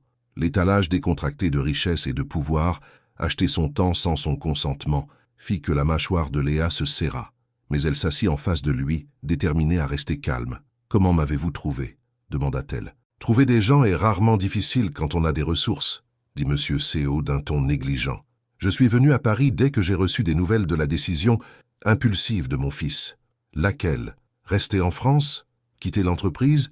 Ou me proposer en mariage ?» L'expression de M. Seo se durcit encore. Toutes sont préoccupantes. Mais la dernière est ce qui m'amène ici ce soir. Je suppose que vous n'êtes pas là pour me souhaiter la bienvenue dans la famille, dit Léa sèchement. Vous êtes direct. Bien. Alors je le serai aussi. Il posa un mince porte-document en cuir sur la table. À l'intérieur se trouve un chèque d'1 million d'euros, libellé à votre nom. Il sera transféré sur le compte que vous désignerez, sans poser de questions. Léa fixa le porte-document sans le toucher. Et pourquoi suis-je exactement payé? Pour mettre fin à cette relation avec mon fils, pour refuser sa proposition, pour disparaître de sa vie. La colère monta en Léa, chaude et immédiate. Vous pensez pouvoir m'acheter, que je prendrai votre argent et briserai le cœur de Gabriel? Tout le monde a un prix, mademoiselle Dubois, dit M. Seo calmement. Si le montant est insuffisant, nous pouvons négocier. Il n'y a aucune somme d'argent qui me ferait lui faire du mal comme ça, dit Léa, sa voix basse mais intense. J'aime votre fils. L'amour, dit M. Dubois, répéta le mot comme s'il lui était étranger. Une émotion bien commode quand on s'apprête à épouser une famille fortunée. Vous ne savez rien de moi. Je sais tout de vous, mademoiselle Leclerc. Il énuméra les points sur ses doigts. Élevé par votre grand-mère après le décès de votre mère d'un cancer. Père inconnu. Bourse pour la Sorbonne. Diplôme de linguistique. Échec à trouver un emploi dans votre domaine. Gagne actuellement 2 300 € par mois en tant que serveuse. Partage un petit appartement avec une colocataire. Prêt étudiant impayé de 42 000 €. La récitation clinique de sa vie, réduite à des données financières, fit qu'Inès se sentit exposée et violée. Vous m'avez fait enquêter. Bien sûr, mon fils est l'héritier d'un empire de plusieurs milliards d'euros. Pensiez-vous que nous n'allions pas nous renseigner sur quelqu'un qui a capturé son attention si, entièrement, Inès se leva. Cette conversation est terminée. S'il vous plaît, asseyez-vous. Je n'ai pas fini. Eh bien, moi, si. Inès se dirigea vers la porte. Vous pouvez garder votre argent et vos opinions. Antoine fait ses propres choix. Vraiment? La voix de M. Dubois l'arrêta. Ou bien se rebelle-t-il simplement contre le chemin qui lui a été tracé? Vous êtes une diversion exotique, mademoiselle Leclerc. Un moyen pour mon fils d'affirmer son indépendance. Mais la nouveauté s'estompera. Ces mots si proche de ses propres craintes, firent qu'Inès marqua une pause. Il n'a rien à faire à Paris à enseigner le mandarin à des hommes d'affaires, poursuivit M. Dubois. Sa place est à Lyon, à la tête de l'entreprise que notre famille a bâtie au fil des générations. Et il le sait, au fond de lui. S'il le sait, pourquoi est-il ici? Lança Inès. Pourquoi a-t-il choisi de rester? Parce qu'il est confus, épris. Mais quand la réalité le rattrapera, quand il réalisera ce qu'il a abandonné pour ce fantasme, il vous en voudra, la femme qui l'a éloigné de sa destinée. Inès sentit sa confiance vaciller. N'était-ce pas exactement ce qui l'avait inquiété? Qu'Antoine se réveille un jour et regrette de l'avoir choisi, elle, plutôt que sa famille et ses responsabilités. Si vous aimez vraiment mon fils, dit M. Dubois, sa voix plus douce à présent, presque bienveillante, vous le laisserez partir, avant que vous n'investissiez tous deux davantage d'émotions dans une relation sans avenir. La main d'Inès était sur la poignée de porte, mais elle ne parvenait pas à la tourner. Vous ne savez pas ça, vous ne nous connaissez pas. Je connais mon fils, je connais notre culture, je connais le poids du devoir et de la famille. M. Dubois se leva, redressant son costume déjà impeccable. L'argent est à vous, que vous suiviez mon conseil ou non. Considérez-le comme un geste de respect pour le bonheur que vous avez donné à Antoine, aussi temporaire soit-il. Il passa devant elle et ouvrit la porte lui-même. « Bonsoir, mademoiselle Leclerc. J'espère que vous réfléchirez attentivement à ce que j'ai dit. » Après son départ, Inès s'enfonça dans le fauteuil, fixant le porte-document en cuir qu'il avait laissé derrière lui. Elle ne le toucha pas. Mais elle ne pouvait nier que ces mots avaient atteint leur cible, nourrissant les doutes qui rôdaient aux confins de son bonheur. Lorsque le service d'Inès se termina, elle trouva Antoine qui l'attendait devant le restaurant, adossé à sa voiture. La vue de lui, si beau, si clairement heureux de la voir, fit que son cœur se serra d'émotions contradictoires. « Voilà ma future épouse, » dit-il, la serrant dans ses bras. « Comment s'est passé le travail ?» Inès hésita. Devait-elle lui parler de la visite de son père, du pot de vin d'1 million d'euros pour le quitter, des graines de doute qui germaient à présent dans son esprit? C'était intéressant, dit-elle finalement. On peut aller quelque part pour parler. L'inquiétude passa sur le visage d'Antoine. Bien sûr. Tout va bien? Je ne suis pas sûr, répondit-elle honnêtement. Ils se rendirent sur une plage tranquille, où ils avaient marché de nombreuses fois auparavant. La nuit était fraîche, et le bruit des vagues offrait une toile de fond apaisante à la conversation difficile qu'Inès savait qu'ils devaient avoir. « Ton père est venu me voir ce soir, » dit-elle, lorsqu'ils furent assis sur le sable. Antoine se raidit. « Mon père, il est à Paris? Il s'est présenté au restaurant, m'a fait emmener dans le salon privé. Qu'est-ce qu'il voulait ?» La voix d'Antoine était tendue de colère. « À ton avis? Il m'a offert de l'argent pour que je te quitte. »« Combien ?» demanda Antoine, la mâchoire serrée. « Est-ce important? »« Non. Je veux juste savoir à quel point il méprise mes sentiments. »« 1 million d'euros, » dit Inès doucement. Antoine rit amèrement. « C'est tout? Je suis insulté en ton nom. »« Ce n'est pas drôle, Antoine. »« Non, ce n'est pas drôle, » admit-il, son expression s'assombrissant. « C'est tout à fait lui de penser qu'il peut tout contrôler, et tout le monde avec de l'argent. Je suis désolé que tu aies eu à vivre ça.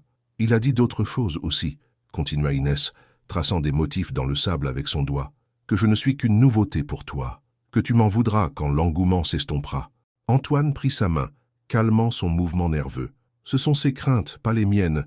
Il ne comprend pas ce que nous avons parce qu'il ne l'a jamais vécu lui-même. Mais s'il a raison, » Inès le regarda, ses yeux reflétant le clair de lune. « Et si un jour tu te réveilles et réalises que tu as trop sacrifié pour moi, c'est ce qui t'inquiète, que je regrette de t'avoir choisi plutôt que l'entreprise? Ne le regretterais-tu pas? C'est l'héritage de ta famille. Ton droit de naissance. » Antoine resta silencieux un instant, regardant l'océan sombre. « Sais-tu que mon père ne m'a jamais demandé si je voulais diriger l'entreprise? C'était toujours une supposition, une attente. Toute ma vie a été façonnée autour de cette supposition. Mais tu es bon pour ça. Tu es né pour ça. Vraiment? Ou ai-je simplement été entraîné pour ça, comme un animal qui fait des tours ?» La voix d'Antoine était amère. « La vérité, c'est que je ne sais pas qui je suis en dehors de Tech Solutions Dubois. C'est ce qui me terrifie et m'excite dans cette nouvelle voie. Pour la première fois, je vais le découvrir. » Inès posa sa tête sur son épaule. « Je ne veux juste pas être la raison pour laquelle tu perds ta famille. Tu ne l'es pas. Ce sont les ultimatums de mon père qui en sont la raison. » Antoine embrassa le sommet de sa tête. « D'ailleurs, tu es ma famille maintenant aussi. La famille que je choisis. » Ils restèrent silencieux un moment, écoutant les vagues. « Il y a autre chose, » dit Inès finalement. « Quelque chose à quoi j'ai pensé. Qu'est-ce que c'est? La bourse pour l'École supérieure d'interprètes et de traducteurs, ESIT à Lyon, Je pense que je veux postuler. Antoine parut surpris. Vraiment? Mais qu'en est-il de la Sorbonne? Du programme de l'ONU? C'est toujours une option. Mais peut-être que ton père a raison sur un point. Je ne devrais pas t'éloigner entièrement de ton monde. Peut-être qu'il y a un juste milieu. Tu envisagerais de déménager à Lyon? Après tout ce que mon père vient de faire? Inès sourit doucement. Pas pour ton père, pour nous. Pour que nous puissions construire une vie qui inclut nos deux mondes, pas seulement le mien. Antoine la serra contre lui, ses yeux étrangement brillants. Je ne te mérite pas. Probablement pas, taquina-t-elle, mais tu es coincé avec moi de toute façon. Tandis qu'ils retournaient à la voiture, main dans la main, aucun d'eux ne remarqua la berline noire garée à proximité, ni l'homme avec un appareil photo qui documentait chacun de leurs mouvements. Le lendemain matin, Inès se réveilla dans son propre appartement, ayant décliné l'invitation d'Antoine à rester dans la villa de Saint-Tropez.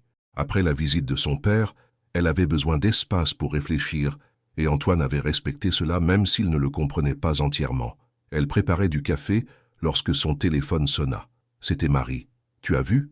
demanda Marie sans préambule. « Vu quoi ? Oh mon Dieu, tu n'as pas vu. Allume ton ordinateur tout de suite. C'est partout sur Internet. » Avec un sentiment d'appréhension, Inès ouvrit son ordinateur portable et fit une recherche rapide pour Antoine Dubois Tech Solutions. Les résultats lui firent un nœud à l'estomac. Il y avait des dizaines d'articles, tous avec des variations du même titre. L'héritier de Tech Solutions Dubois, fiancé à une serveuse française. Certains étaient plus sensationnalistes. Le fils du milliardaire sacrifie son empire pour une serveuse. Et il y avait des photos, d'elle et d'Antoine sur la plage la nuit précédente, d'elle au travail au restaurant, même de vieilles photos de ses comptes de réseaux sociaux.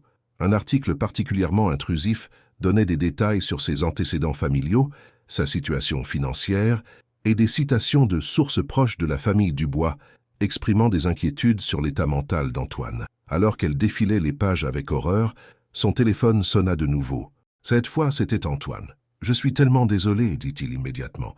Je n'avais aucune idée qu'il ferait ça. »« Ton père ?» demanda Inès, bien qu'elle connût déjà la réponse. « Presque certainement. C'est comme ça qu'il opère. Il n'a pas pu t'acheter, alors il tente l'humiliation publique. »« Ça marche, dit Inès, sa voix faible. Ils me font passer pour une croqueuse de diamants qui t'a séduit pour ton argent. Personne qui te connaît ne croirait ça une seconde, l'assura Antoine. Et je me fiche de ce que les étrangers pensent. Facile à dire pour toi. Tu es dépeint comme le pauvre riche manipulé. Je suis la serveuse intrigante. J'arrive, dit Antoine d'un ton décisif. Nous devons affronter ça ensemble. Quand il arriva, des journalistes avaient en quelque sorte trouvé l'adresse d'Inès et s'étaient rassemblés devant son immeuble.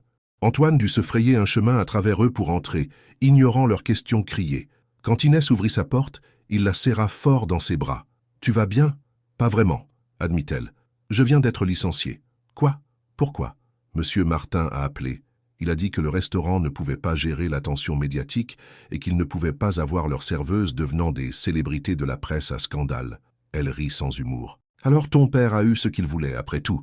Je suis sans emploi. » L'expression d'Antoine s'assombrit de colère. « C'est aller trop loin. Je vais le confronter. »« C'est ce qu'il veut, » avertit Inès. « Te provoquer à faire quelque chose de stupide. Alors qu'est-ce que tu suggères? On ne peut pas juste se cacher et attendre que ça se tasse. » Inès s'enfonça sur son canapé, soudainement épuisée. « Je ne sais pas.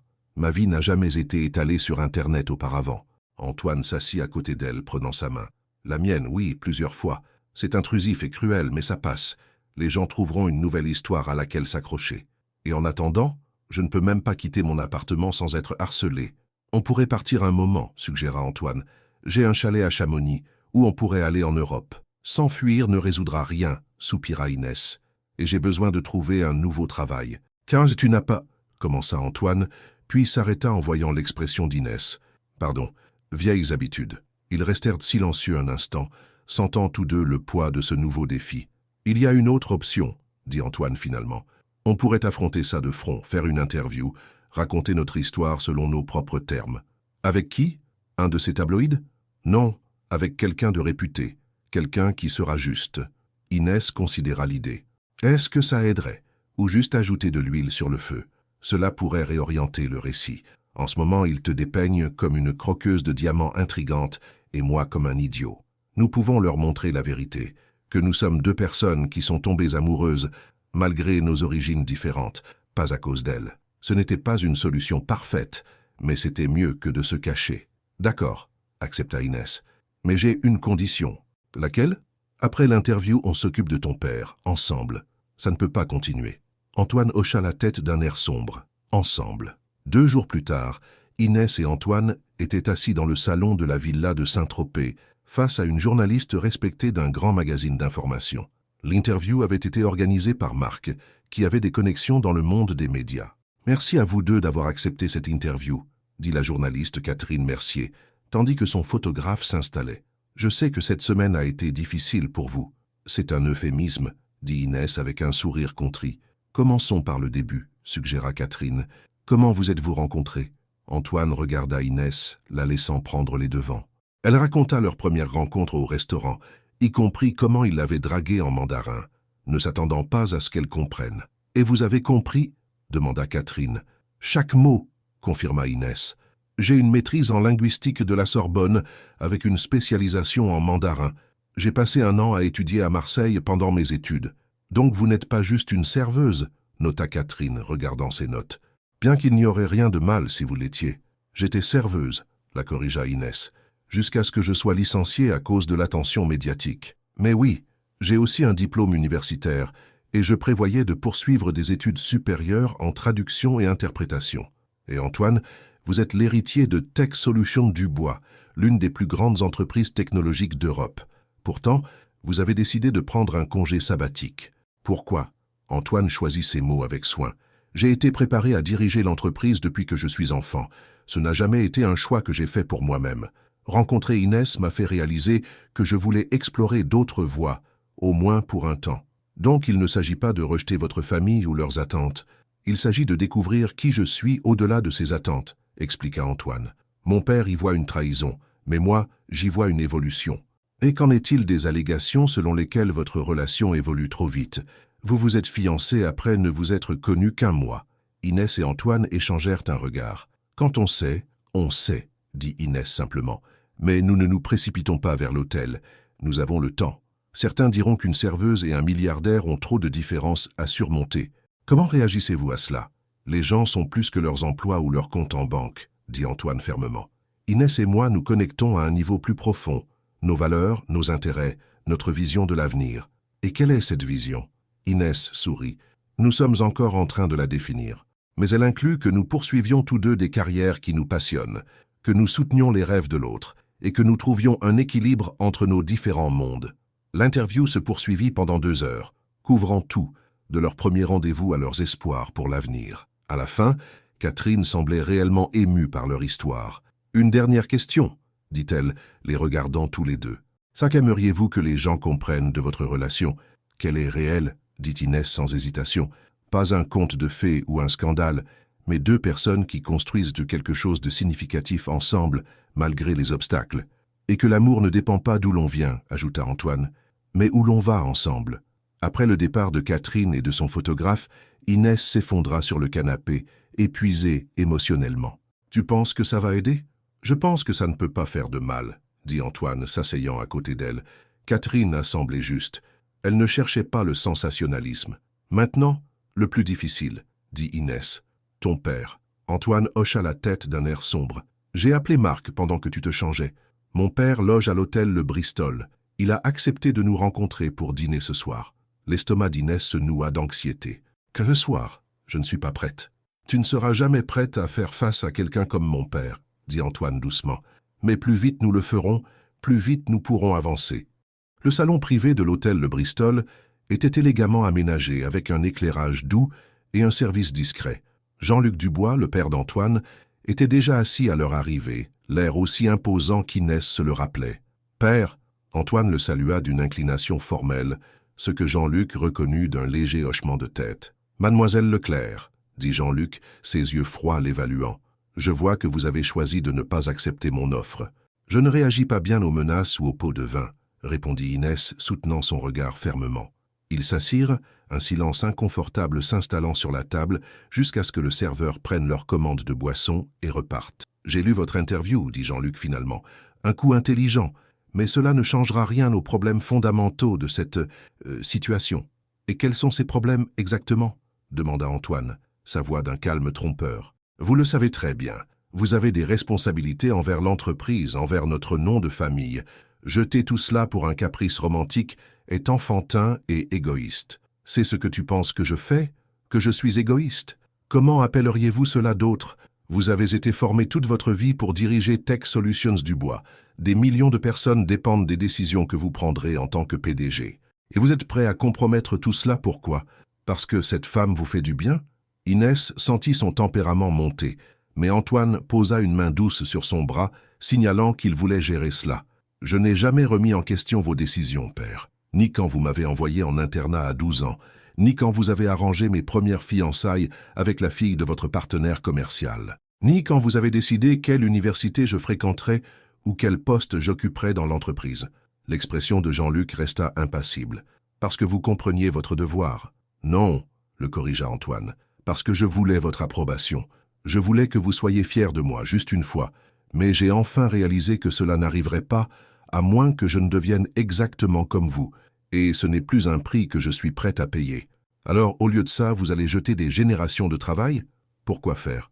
Pour la chance de vivre ma propre vie, de faire mes propres choix. Jean-Luc tourna son attention vers Inès. Et vous, qu'espérez-vous gagner de tout cela? De l'argent? Un statut? Une vie confortable que vous n'auriez pas pu obtenir par vous-même? Avant qu'Inès ne puisse répondre, la main d'Antoine claqua sur la table. Ça suffit, vous ne parlerez pas à ma fiancée de cette façon. C'est bon, dit Inès doucement. Je peux répondre moi-même. Elle regarda directement Jean-Luc. Monsieur Dubois, je comprends votre préoccupation pour votre fils et votre entreprise, mais vous êtes tellement concentré sur ce que vous pensez qu'il abandonne que vous ne pouvez pas voir ce qu'il gagne. La liberté de découvrir qui il est vraiment, au-delà du rôle que vous lui avez assigné. Et vous pensez que vous pouvez lui donner cette liberté? Demanda Jean-Luc avec scepticisme. Je pense qu'il la trouve par lui-même. J'ai juste la chance d'être une partie de ce chemin. Jean-Luc l'étudia avec un nouvel intérêt, comme s'il la voyait clairement pour la première fois. Vous êtes pas ce à quoi je m'attendais, mademoiselle Leclerc. Peu de choses qui valent la peine d'être vécues sont ce à quoi nous nous attendons, père, dit Antoine. Inès m'a appris cela. Le serveur revint avec leur boisson, et un silence inconfortable s'installa tandis qu'ils commandaient leur plat. Quand ils furent de nouveau seuls, Jean-Luc parla d'un ton légèrement plus doux. « Votre mère l'aurait aimé, dit-il à Antoine, les surprenant tous les deux. Elle disait toujours que vous aviez besoin de quelqu'un qui vous défierait. » L'expression d'Antoine vacilla d'émotion à cette rare mention de sa mère. « J'aurais aimé qu'elle rencontre Inès. »« Moi aussi, » admit Jean-Luc. Il but une gorgée de son whisky puis posa le verre avec précision. « Le conseil d'administration est préoccupé par votre longue absence. Les actionnaires posent des questions. » Le conseil d'administration savait que cela allait arriver, dit Antoine. Je préparais Marc à reprendre mes responsabilités depuis des mois. Marc est capable, mais ce n'est pas un Dubois. Non, mais il est loyal et brillant. L'entreprise survivra sans moi pendant 1 an. Les sourcils de Jean-Luc se haussèrent. 1 an? C'est la durée que vous comptez donner à ce congé sabbatique? Antoine regarda Inès avant de répondre. Cela dépend de plusieurs facteurs. Inès envisage de postuler à l'École supérieure d'interprètes et de traducteurs, SIT, à Lyon pour des études supérieures. Cela surprit clairement Jean-Luc. « Vous déménageriez à Lyon ?» demanda-t-il directement à Inès. « Je l'envisage, » confirma-t-elle, « si c'est là que notre chemin nous mène. »« Je vois. » Jean-Luc resta silencieux un instant, réévaluant la situation. « Et si vous deviez retourner à Lyon, Antoine? Reprendriez-vous votre poste à l'entreprise? » À un certain titre, peut-être. Mais pas comme votre clone, père. Pas comme quelqu'un qui sacrifie tout pour les affaires. L'arrivée de leur plat offrit une autre brève accalmie dans la conversation tendue. Alors qu'ils commençaient à manger, Jean-Luc sembla prendre une décision. « Je ferai cesser l'attention médiatique, » dit-il abruptement. « Les histoires s'arrêteront. »« Merci, » dit Antoine, surpris par cette concession. « Et en retour ?» demanda Inès, sachant qu'il y aurait des conditions. « En retour, vous viendrez tous les deux à Lyon le mois prochain, pour le 80e anniversaire de votre grand-mère, Antoine. Elle devrait rencontrer votre fiancé. » Antoine parut stupéfait. « Vous invitez Inès à la célébration de grand-mère? Si elle doit faire partie de cette famille, elle devrait rencontrer sa matriarche, » dit Jean-Luc d'un ton pragmatique. « Votre grand-mère n'est pas aussi traditionnelle que moi. Elle pourrait être plus acceptante. » Inès et Antoine échangèrent un regard, ayant une conversation silencieuse avec leurs yeux. Finalement, Antoine hocha la tête. « Nous acceptons votre invitation, père. »« Bien. » Jean-Luc se tourna vers son repas, comme si l'affaire était réglée. « Maintenant, parlez-moi de ce poste d'enseignement que vous avez pris. Est-il digne de vos talents? Le reste du dîner se déroula sous un armistice prudent.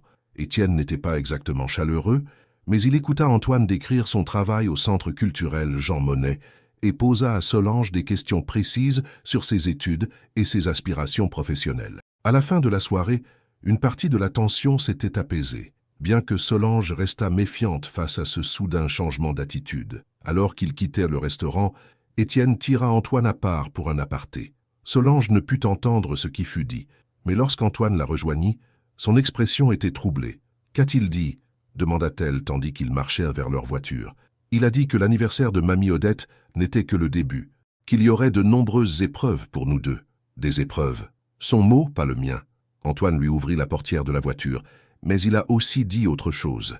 Quelque chose que je ne m'attendais jamais à entendre de sa part. Qu'est-ce que c'était? La voix d'Antoine était basse lorsqu'il répéta les mots de son père. Il a dit « Ne refais pas mes erreurs. J'ai perdu ta mère parce que j'ai trop souvent choisi l'entreprise plutôt qu'elle. » Solange lui prit la main. C'est tout un aveu de sa part. « Oui, » acquiesça Antoine en démarrant la voiture, ce qui me fait me demander quel est son véritable objectif. Alors qu'ils s'éloignaient de l'hôtel, aucun d'eux ne remarqua la même berline noire qui les avait photographiés sur la plage, les suivant maintenant à une distance discrète. Les semaines suivantes s'écoulèrent dans un tourbillon d'activités. Fidèles à la parole d'Étienne, les articles de presse sur Solange et Antoine disparurent presque du jour au lendemain. L'article de Claire fut publié, présentant un portrait bienveillant de leur relation qui contribua à modifier la perception du public. Solange postula au programme de master de la Sorbonne et de HEC Paris. Antoine commença à enseigner au Centre culturel Jean Monnet 3 jours par semaine, trouvant un épanouissement inattendu à partager sa langue et sa culture avec d'autres. Ils passaient leur soirée à planifier leur voyage à Paris, Antoine enseignant à Solange les coutumes et traditions de sa famille. « Mamie Odette est très attachée aux traditions », expliqua-t-il un soir, alors qu'ils étaient assis sur la terrasse de la villa sur la Côte d'Azur. « Mais c'est aussi la personne la plus ouverte d'esprit de ma famille. C'est elle qui a encouragé ma mère à poursuivre l'art, même si mon père désapprouvait. Approuvera-t-elle » demanda Solange, exprimant l'inquiétude qui grandissait à l'approche de leur voyage. « Elle t'adorera », l'assura Antoine, « surtout quand elle t'entendra parler français. J'espère. J'ai l'impression que ce voyage est une sorte de test que nous devons passer. » « C'est probablement le cas, » admit Antoine, « mais nous y ferons face ensemble. » La veille de leur départ, Solange dîna avec sa grand-mère qui insista pour donner des conseils à sa petite-fille pour rencontrer la famille d'Antoine. « Sois juste toi-même, ma chérie, » dit Mamie Odette en serrant la main de Solange par-dessus la table. « C'est de toi qu'il est tombé amoureux, pas d'une version parfaite que tu penses qu'ils veulent voir. Mais s'il me déteste, s'il le convainc que je ne suis pas assez bien, alors il ne te mérite pas, dit simplement Mamie Odette. Mais je ne pense pas que ça arrivera. Ce jeune homme te regarde comme si tu étais la 8e merveille du monde. » Solange sourit, réconfortée par la certitude de sa grand-mère. « J'aimerais que tu viennes avec nous. »« Seigneur, non, » rit Mamie Odette. « Je suis trop vieille pour ces longs vols. Mais tu ramènes ce garçon ici quand tu reviens. Je veux mieux connaître mon futur petit-fils par alliance. » Quand Antoine vint chercher Solange plus tard ce soir-là, il remarqua son humeur maussade. « Tout va bien avec ta grand-mère ?» demanda-t-il alors qu'ils retournaient à la villa sur la Côte d'Azur, où ils passeraient leur dernière nuit avant leur vol matinal. « Elle va bien. Elle m'a juste fait promettre de te ramener pour le dîner du dimanche à notre retour. » Antoine sourit. « J'aimerais beaucoup. » Alors qu'ils tournaient sur la route privée menant à la maison, Solange remarqua quelque chose d'étrange. « Les lumières sont allumées. Les as-tu laissées allumées ce matin ?»« Non, » fronça les sourcils Antoine, ralentissant la voiture. « Marc a une clé, mais il est déjà à Paris pour préparer notre arrivée. » Ils s'approchèrent prudemment. Une voiture inconnue était garée dans l'allée, une berline noire élégante. « Attends ici, » dit Antoine, mettant la voiture en position de stationnement. « Pas question, » répondit Solange, ouvrant déjà sa portière. Ils marchèrent ensemble jusqu'à la porte d'entrée, Antoine entrant le code de sécurité avec une tension évidente dans ses épaules. La porte s'ouvrit pour révéler une femme assise confortablement dans le salon, un verre de vin à la main. Elle était d'une beauté frappante, avec de longs cheveux noirs et des traits élégants. Quand elle les vit, elle se leva lissant sa robe de créateur. « Bonjour Antoine, dit-elle en français, ça fait longtemps. » Antoine s'était raidi à côté de Solange. Quand il parla, sa voix était froide d'une manière que Solange n'avait jamais entendue auparavant. « Qu'est-ce que tu fais ici, Céleste ?» La femme sourit, ses yeux calculateurs passant d'Antoine à Solange. « Est-ce une façon de saluer ton ex-fiancé ? Surtout quand je suis venu de si loin pour te prévenir. » Me prévenir de quoi? Demanda Antoine. Céleste prit une gorgée de son vin avant de répondre. Du vrai plan de ton père, et du fait que ta chère mamie Odette ne t'invite pas seulement à la maison pour son anniversaire. Son sourire devint prédateur, alors qu'elle lâchait sa bombe. Elle est en train de mourir, Antoine. Cancer du poumon. Elle a 3 mois tout au plus. Et son dernier souhait est de te voir prendre ta juste place à la tête de l'entreprise avant qu'elle ne parte. Solange sentit la main d'Antoine se serrer autour de la sienne, alors que la nouvelle le frappait comme un coup physique. Et à ce moment, elle sut que leur fragile bonheur était sur le point d'être mis à l'épreuve de manière qu'aucun d'eux n'avait anticipée. Le salon de la villa sur la côte d'Azur sembla soudain petit et étouffant. Antoine fixa Céleste, son expression mêlant choc et incrédulité. « Tu mens », dit-il finalement. « Mamie Odette allait bien quand je lui ai parlé la semaine dernière. » Céleste posa son verre de vin et croisa les bras. « Tu crois vraiment que je mentirais sur quelque chose comme ça? La famille te l'a caché parce qu'il ne voulait pas te forcer à rentrer. Mais j'ai pensé que tu méritais de connaître la vérité avant ton arrivée. » Solange serra la main d'Antoine, le sentant trembler légèrement. « Comment savez-vous cela ?» demanda-t-elle directement à Céleste. Les yeux de Céleste se posèrent un instant sur Solange, l'évaluant comme si elle voyait une rivale pour la première fois. « Mon père est au conseil d'administration de Dubois Tech. Il a été informé lorsque ton père a mis à jour les dirigeants clés. » Elle se tourna de nouveau vers Antoine. « L'histoire officielle est qu'elle a des problèmes de santé mineurs. Seul le cercle intime sait à quel point c'est grave. » Antoine se dirigea vers le téléphone, composant rapidement. « J'appelle Marc. Il saura si c'est vrai. » Alors qu'il s'éloignait dans la pièce voisine pour passer l'appel, Solange se retrouva seule avec Céleste. La jeune femme regarda autour de la maison d'un œil critique. « C'est donc ici qu'il se cachait, vous voyez ?» dit-elle dans un français impeccable. « À jouer à la petite maison au bord de la plage pendant que sa famille s'effondre. » « Il ne se cachait pas, » répondit Solange calmement. « Il vivait sa vie selon ses propres termes pour la première fois. » Céleste rit, le son dénué de toute véritable humour. « C'est ce que tu te racontes, que tu l'as libéré de ses obligations familiales? Je ne me raconte rien. Antoine fait ses propres choix. Pour l'instant, » dit Céleste avec un sourire entendu. « Mais quand il sera confronté au dernier souhait de sa grand-mère, quand tout le poids des attentes familiales s'abattra sur lui, nous verrons à quel point sa nouvelle indépendance est vraiment forte. » Savant que Solange ne puisse répondre, Antoine revint, le visage pâle. « C'est vrai, dit-il doucement. Marc l'a confirmé. Mamie Odette a un cancer du poumon de stade 4. Les médecins lui ont donné 3 mois, peut-être moins. » Solange alla immédiatement vers lui, le serrant dans ses bras. « Je suis tellement désolé. » Céleste les observa avec des yeux calculateurs. « Votre vol est demain matin, n'est-ce pas? Je suis sur le même. Première classe, je suppose. Pourquoi es-tu vraiment là, Céleste ?» demanda Antoine, sa voix se durcissant. « Tu aurais pu appeler pour cette nouvelle. Tu n'avais pas besoin de t'introduire chez nous. » « Je ne me suis pas introduite. Le code de sécurité est toujours l'anniversaire de ta mère. » Céleste prit son sac à main, un sac de créateur coûteux qui coûtait probablement plus cher que la voiture de Solange. « Et je suis venu parce que je voulais voir par moi-même ce qui te retenait en France. » Ses yeux parcoururent Solange d'une manière qui la fit se sentir défaillante. « Maintenant je comprends. Elle est très différente de ce que ta famille attendait. Tu devrais partir, dit fermement Antoine. » Céleste hocha la tête, se dirigeant vers la porte avec une grâce élégante. « On se verra sur le vol demain. On pourra se rattraper correctement alors. » À la porte, elle marqua une pause. « Oh, et Antoine, ton père a déjà commencé le processus de transition. Le conseil d'administration est prêt à te voter PDG immédiatement à ton retour. C'est ce que ta grand-mère veut voir avant de mourir. » Après son départ, Antoine s'effondra sur le canapé, la tête entre les mains. Solange s'assit à côté de lui, attendant qu'il parle. « Je n'arrive pas à croire qu'il m'ait caché ça, » dit-il finalement. « Ma propre grand-mère mourante, et personne ne m'a rien dit. Ils essayaient probablement de te protéger, suggéra Solange doucement. « Ou de me manipuler, » rétorqua Antoine. « Cela change tout, Solange. »« Je sais, » dit-elle, bien que les mots lui fissent mal à prononcer. Elle avait su dès le début que quelque chose finirait par ramener Antoine à son monde. Elle ne s'était juste pas attendue à ce que cela arrive si tôt, ou d'une manière aussi dévastatrice. Ainsi le dernier souhait de Mamie Odette est de me voir prendre les rênes de l'entreprise. Antoine laissa sa phrase en suspens, le conflit clair dans ses yeux. « Alors tu dois honorer cela, » finit Solange pour lui. « Et nous, nos projets ?» Solange prit ses mains dans les siennes, un pas à la fois. « D'abord nous allons à Paris, nous voyons ta grand-mère. Ensuite, nous trouverons le reste ensemble. » Antoine la serra contre lui, enfouissant son visage dans ses cheveux. « Je ne veux pas te perdre. » Tu ne me perdras pas, promit Solange, bien qu'une partie d'elle-même se demanda si elle pourrait tenir cette promesse face à toute la force de la famille et de l'héritage d'Antoine. Cette nuit-là, alors qu'ils étaient accouchés, aucun d'eux ne dormant, Antoine parla dans l'obscurité. « Parle-moi de ton endroit préféré à Paris. » Solange sourit, reconnaissante de la distraction. « Il y a un petit salon de thé près du Marais. Il est dans une vieille maison traditionnelle, avec un jardin à l'arrière. J'y allais souvent pour étudier quand je vivais à Paris.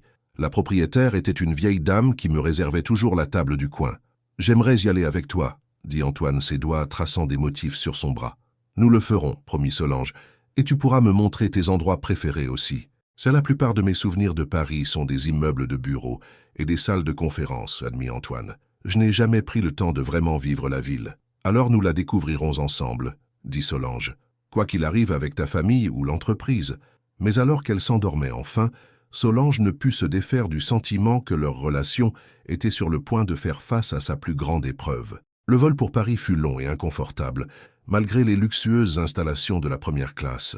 Céleste était assise de l'autre côté de l'allée, sa présence un rappel constant des défis qui les attendaient en France. « Elle était le choix de mon père », expliqua Antoine doucement tandis que Céleste discutait avec un agent de bord. « Nous étions fiancés pendant 6 mois, il y a 3 ans. Un arrangement commercial entre familles. Que s'est-il passé ?» demanda Solange. « J'ai rompu quand j'ai découvert qu'elle avait une liaison avec son entraîneur personnel. » La voix d'Antoine était factuelle. Elle ne se souciait pas de moi. Elle voulait le nom Dubois et la fortune.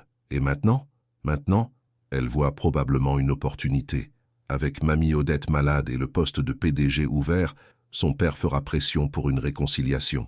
Solange jeta un coup d'œil à Céleste, qui les observait avec un intérêt non dissimulé. « Elle est très belle. Et très calculatrice, » ajouta Antoine. « Ne la laisse pas t'atteindre. » Mais il était difficile de ne pas se sentir intimidé.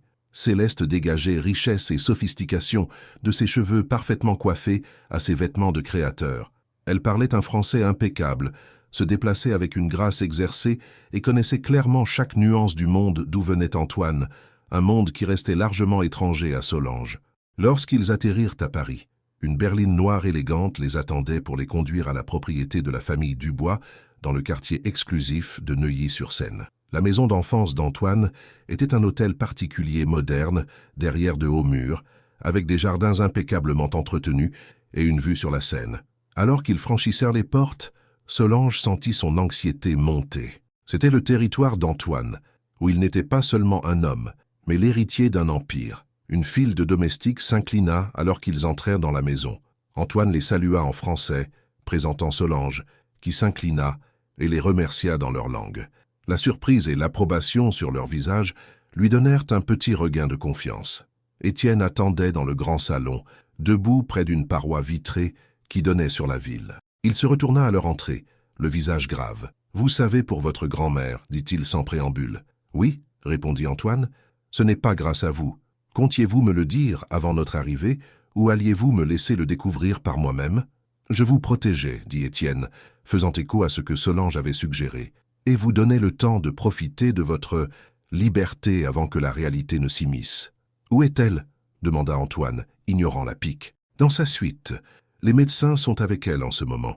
Vous pourrez la voir dans 1 heure. » Les yeux d'Étienne se tournèrent vers Solange. « Mademoiselle Dubois, bienvenue chez nous. »« Merci de me recevoir, monsieur Dubois, » répondit Solange formellement. « Madame Dubois vous montrera votre chambre, » dit Étienne, désignant une gouvernante âgée qui était apparue silencieusement. « Je dois parler seul à mon fils. » Antoine serra la main de Solange. « Je viendrai te trouver dès que j'aurai fini. » Solange suivit Madame Dubois montant un grand escalier, sentant le poids de la désapprobation d'Étienne la suivre. La gouvernante la conduisit à une belle chambre d'invité, avec une salle de bain privée et un balcon donnant sur le jardin. « Merci, » dit Solange en français. « La chambre est ravissante. » Madame Dubois parut surprise, puis ravie. « Vous parlez très bien français, mademoiselle. »« Ainsi pas aussi bien que je le souhaiterais, » répondit humblement Solange. « J'ai étudié à Marseille pendant 1 an. » La vieille femme hocha la tête d'un air approbateur. « Le jeune maître a besoin de quelqu'un qui comprenne nos coutumes. Sa dernière fiancée ?» Elle s'arrêta, l'air gêné. « Pardonnez-moi, ce n'est pas ma place de parler de telles choses. »« Ce n'est rien, » l'assura Solange. « Je connais Céleste. » L'expression de Madame Dubois s'aigrit légèrement. « Elle est aussi ici, dans l'aile est. »« Elle loge dans la maison ?» demanda Solange, surprise. « Son père est un proche associé de Monsieur Dubois, Il serait impoli de lui refuser l'hébergement alors qu'elle est venue de si loin. Les mots diplomatiques de Madame Dubois ne purent tout à fait cacher sa désapprobation. Après le départ de Madame Dubois, Solange défit sa valise, suspendant ses vêtements dans le spacieux placard. Elle avait apporté ses plus belles tenues, mais elle semblait désespérément inadéquate pour ce cadre. Même la robe qu'elle avait choisie pour rencontrer la grand-mère d'Antoine, la plus chère qu'elle possédait, semblait maintenant simple et ordinaire comparée au luxe qui l'entourait. 1 heure plus tard, Antoine frappa à sa porte. Son visage était tiré par l'inquiétude. « Comment s'est passée ta conversation avec ton père » demanda Solange. « Ce à quoi tu t'attendrais. Le conseil se réunit demain. Ils veulent me voter PDG immédiatement. » Il passa une main dans ses cheveux. « Mamie Odette est réveillée. Elle veut me voir. Nous. Maintenant ?» Solange sentit la panique monter. Elle n'était pas préparée. Elle passe une bonne journée. Les médecins disent que son énergie fluctue. Nous devrions y aller pendant qu'elle se sent forte. Solange hocha la tête, vérifiant rapidement son apparence dans le miroir. « Est-ce que ça va ?» L'expression d'Antoine s'adoucit. « Tu es magnifique. Mamie Odette t'adorera. » Ils marchèrent ensemble vers l'aile est de la maison, où la matriarche de la famille avait sa suite privée. Antoine frappa doucement sur une porte en bois ornée. « Entrez !» appela une voix étonnamment forte. La pièce au-delà était spacieuse et élégante, avec des meubles traditionnels français mêlés à des conforts modernes. Assise dans un fauteuil près de la fenêtre, se trouvait une femme âgée, ses cheveux argentés tirés en un chignon net, sa posture toujours droite malgré sa maladie. « Mamie Odette !» dit Antoine, sa voix empreinte d'émotion. Le visage de la vieille femme s'éclaira. « Antoine, mon garçon, viens ici. » Il traversa rapidement la pièce, s'agenouillant à côté de son fauteuil et prenant ses mains dans les siennes. Ils parlèrent rapidement en français, trop vite pour que Solange puisse suivre complètement, bien qu'elle saisisse des phrases sur sa santé, l'entreprise, et à quel point sa grand-mère l'avait manqué. Après quelques minutes, le regard de la vieille femme se déplaça vers Solange, qui se tenait nerveusement près de la porte. « Et voici la jeune femme qui a capturé le cœur de mon petit-fils, » dit-elle, passant à un français plus posé. « Approche, ma chère, laisse-moi te voir. » Solange s'approcha et s'inclina profondément, comme Antoine l'avait instruite. « C'est un honneur de vous rencontrer, Madame Dubois. De si belles manières, » commenta la vieille femme ravie. « Et j'entends dire que vous parlez aussi notre langue. »« Oui, Mamie Odette, » répondit Solange en français, bien que pas aussi bien que je le devrais. « Mieux que beaucoup qui sont nés ici, » dit Madame Dubois avec un sourire. Elle tapota le fauteuil à côté d'elle. « Assieds-toi. Dis-moi comment tu as rencontré mon petit-fils têtu. » Pendant l'heure suivante, Solange se retrouva engagée dans une conversation étonnamment chaleureuse avec la grand-mère d'Antoine. La femme âgée était vive et perspicace, posant des questions réfléchies sur les antécédents de Solange, ses études et sa relation avec Antoine. « Mon petit-fils me dit que tu l'as défié dès le premier instant, » dit Madame Dubois avec amusement. « Peu de gens osent faire cela. »« Ce n'était pas un défi, » clarifia Solange, « juste de l'honnêteté. Exactement ce dont il avait besoin. » La vieille femme hocha la tête d'un air approbateur. « Trop de gens dans sa vie ne disent que ce qu'ils pensent qu'il veut entendre. » Au fur et à mesure que la visite se poursuivait, Solange commença à se détendre. Quoi qu'elle ait pu attendre de la matriarche de la famille Dubois, ce n'était pas cette chaleur et cet intérêt authentique. Lorsque Madame Dubois montra enfin des signes de fatigue, Antoine suggéra qu'il la laisse se reposer. « Oui, allez, » acquiesça la vieille femme. « Mais revenez demain, tous les deux. Nous avons beaucoup plus à dire. » Alors qu'il partait, Madame Dubois rappela Solange. « Un instant seul, s'il vous plaît. » Antoine parut inquiet, mais sa grand-mère lui fit signe de s'éloigner. « Va, je ne vais pas la mordre. » Lorsqu'elles furent seules, l'expression de Madame Dubois devint sérieuse. « Vous aimez mon petit-fils » Ce n'était pas une question, mais Solange répondit quand même. « Oui, beaucoup. Assez pour le laisser partir si c'était ce qu'il y avait de mieux pour lui. » La question frappa la peur la plus profonde de Solange. Si c'était vraiment ce qu'il voulait, oui. Madame Dubois étudia attentivement son visage. « Bien. L'amour sans possession est le seul qui vaille la peine d'être vécu. » Elle tendit la main pour toucher celle de Solange. « Mon fils, le père d'Antoine, pense que l'amour est une faiblesse, une distraction du devoir. Il a tort. Antoine m'a parlé de sa mère, » dit Solange doucement. « Comment son père a choisi l'entreprise plutôt qu'elle, et l'a perdue pour toujours, » confirma tristement Madame Dubois. « Une erreur que je ne veux pas que mon petit-fils répète. » Elle serra la main de Solange. « Quoi qu'il arrive dans les jours à venir, rappelez-vous ceci.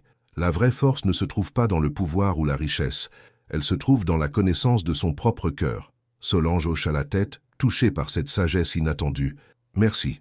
Maintenant, allez, dit Madame Dubois, se penchant en arrière dans son fauteuil, et renvoyez-moi ce beau petit-fils. J'ai aussi quelque chose à lui dire. » Le dîner ce soir-là fut une affaire tendue. Étienne était assis en bout de table, avec Antoine à l'autre extrémité. Solange était assise à côté d'Antoine, tandis que Céleste était en face d'elle, à côté d'Étienne, une disposition des sièges qui rendait claires les préférences de l'aîné des Dubois. La conversation se déroula principalement en français, par courtoisie envers Solange, bien que Céleste glissa occasionnellement en un français rapide en s'adressant directement à Étienne, excluant Solange de ces échanges. « Le Conseil est très désireux de formaliser votre position demain, dit Étienne à Antoine, tandis que les domestiques débarrassaient le plat de soupe. Le président Durand a reporté son voyage à Genève pour être présent au vote. Le président Durand est le père de Céleste, expliqua Antoine à Solange. Il contrôle le deuxième plus grand bloc d'action de l'entreprise. Après la famille Dubois, bien sûr, ajouta Céleste avec un sourire qui n'atteignait pas ses yeux. Nos familles sont partenaires commerciaux depuis 3 générations. La transition doit être fluide, continua Étienne. Les marchés surveillent de près. Tout signe d'hésitation ou d'incertitude pourrait affecter les cours boursiers. Je comprends, dit Antoine, son ton neutre, mais je n'ai encore rien accepté. L'expression d'Étienne s'assombrit. La santé de votre grand-mère décline, Antoine. Son dernier souhait est de te voir prendre la place qui te revient avant qu'elle ne... Il s'arrêta incapable de prononcer les mots. Je sais, dit Julien plus doucement, et j'en parlerai avec elle demain. De quoi y a-t-il à parler? Demanda Antoine. C'est ton devoir, ton destin. Peut-être, reconnut Julien, mais si j'assume ce rôle, ce sera à mes conditions. Solène se pencha en avant. Quelles conditions? Le Conseil a certaines attentes pour le nouveau PDG. J'en suis sûr, répondit Julien froidement. Mais si je dois diriger l'entreprise, certaines choses devront changer. La conversation dériva vers les affaires, Antoine et Solène assaillant Julien de questions sur sa vision pour l'entreprise, ses plans d'expansion et sa stratégie pour concurrencer les géants technologiques américains. Élodie resta silencieuse, se sentant de plus en plus déplacée à mesure que la discussion s'aventurait sur un terrain qu'elle ignorait totalement. « Et qu'en pense votre fiancé ?» demanda soudain Solène, se tournant vers Élodie avec un sourire carnassier. En tant que future épouse d'un PDG, elle doit avoir des opinions sur ces sujets. Tous les regards se tournèrent vers Élodie, qui sentit un projecteur soudainement braqué sur elle. « Je pense, dit-elle avec prudence, que Julien devrait prendre la décision qui lui apporte le plus d'épanouissement, pas seulement le plus de profit. » Solène rit légèrement. « C'est tellement américain. En France, le devoir familial passe avant l'épanouissement personnel. »« Pas toujours, » répliqua Élodie, repensant aux paroles de Madame de Montaigne. « Parfois, le plus grand devoir est de rester fidèle à soi-même. »« Bien dit, » la soutint Julien, lui prenant la main sous la table. « L'idéalisme a sa place, » concéda Antoine d'un ton désapprobateur, mais il ne bâtit pas d'empire. Après le dîner, Julien et Élodie s'échappèrent dans le jardin, ayant besoin d'une pause après la tension intérieure. « Je suis désolé pour ça, » dit Julien tandis qu'ils marchaient le long d'un sentier de pierre éclairé par un subtil éclairage paysager. « Dîner avec mon père est toujours une épreuve. »« Ce n'est rien, » l'assura Élodie. « Mais je me sentais un peu comme si j'assistais à un match de tennis où tous les joueurs parlaient une langue différente, et je ne parle pas de la nôtre. » Julien sourit. « Le langage de la politique d'entreprise. J'ai grandi avec ça. »« Solène semble très à l'aise avec ça, » observa Élodie. « Elle y a été préparée, tout comme moi. » Julien s'arrêta près d'un petit bassin, regardant des carpes koi nager paresseusement sous des lanternes flottantes. « Nos pères ont toujours eu l'intention que nous nous marions et unissions les 2 familles les plus puissantes de la tech française. Et maintenant, mon père espère toujours le même résultat. La présence de Solène ici n'est pas une coïncidence. » Élodie s'appuya contre une balustrade en pierre, contemplant le jardin. « Votre grand-mère n'est rien de ce à quoi je m'attendais. Elle est remarquable, » acquiesça Julien. « La vraie force de notre famille, même si mon père ne l'admettrait jamais. C'est elle qui a encouragé ma mère à peindre, même quand mon père pensait que c'était une perte de temps. Elle m'a demandé si je t'aimais assez pour te laisser partir, » dit Élodie doucement. Julien se tourna brusquement vers elle. « Quoi? Quand? Après que tu as quitté la pièce. Elle voulait me parler seule. Et qu'as-tu dit? » « J'ai dit oui, si c'était vraiment ce que tu voulais. » Julien la serra dans ses bras. « Ce n'est pas ce que je veux. Ni maintenant, ni jamais. Mais si reprendre l'entreprise est ce que tu dois faire pour ta grand-mère, alors nous trouverons une solution ensemble, » insista Julien. « Je ne choisis pas entre toi et ma famille, Élodie. Je refuse de faire la même erreur que mon père. Mais même s'ils prononçaient ces mots, tous deux savaient que le choix pourrait ne pas leur appartenir. Le lendemain matin, Julien fut convoqué au bureau de son père pour une réunion matinale avant la convocation du conseil d'administration. Élodie alla rendre visite à Madame de Montaigne de nouveau, trouvant la vieille dame assise dans le jardin malgré l'air frais du matin. « Les médecins disent que je devrais rester à l'intérieur », confia Madame de Montaigne avec un sourire malicieux. « Mais à quoi bon vivre plus longtemps si on ne peut pas profiter de l'air frais ?» Élodie rit, s'installant sur la chaise à côté d'elle. « Ma grand-mère dit la même chose à propos des fromages forts. Les médecins lui disent de les éviter, mais elle dit que la vie est trop courte pour des repas insipides. Une femme sage, votre grand-mère. J'aimerais la rencontrer un jour. »« Elle aimerait ça aussi, » dit Élodie, bien qu'elle se demandât si une telle rencontre serait un jour possible, étant donné la santé de Madame de Montaigne. Elles restèrent un moment dans un silence confortable, regardant les oiseaux voltiger parmi les arbres soigneusement taillés. « Julien m'a parlé de sa réunion avec le conseil aujourd'hui, » dit enfin Élodie, « de votre souhait de le voir prendre la tête de l'entreprise en tant que PDG. » Madame de Montaigne soupira. « C'est l'interprétation de mon fils. Mon souhait est de voir Julien heureux et épanoui avant de mourir. Si cela signifie diriger l'entreprise, qu'il en soit ainsi. Si cela signifie toute autre chose... » Elle haussa délicatement les épaules. Élodie la regarda, surprise. « Vous ne vous souciez pas qu'il reprenne l'entreprise ?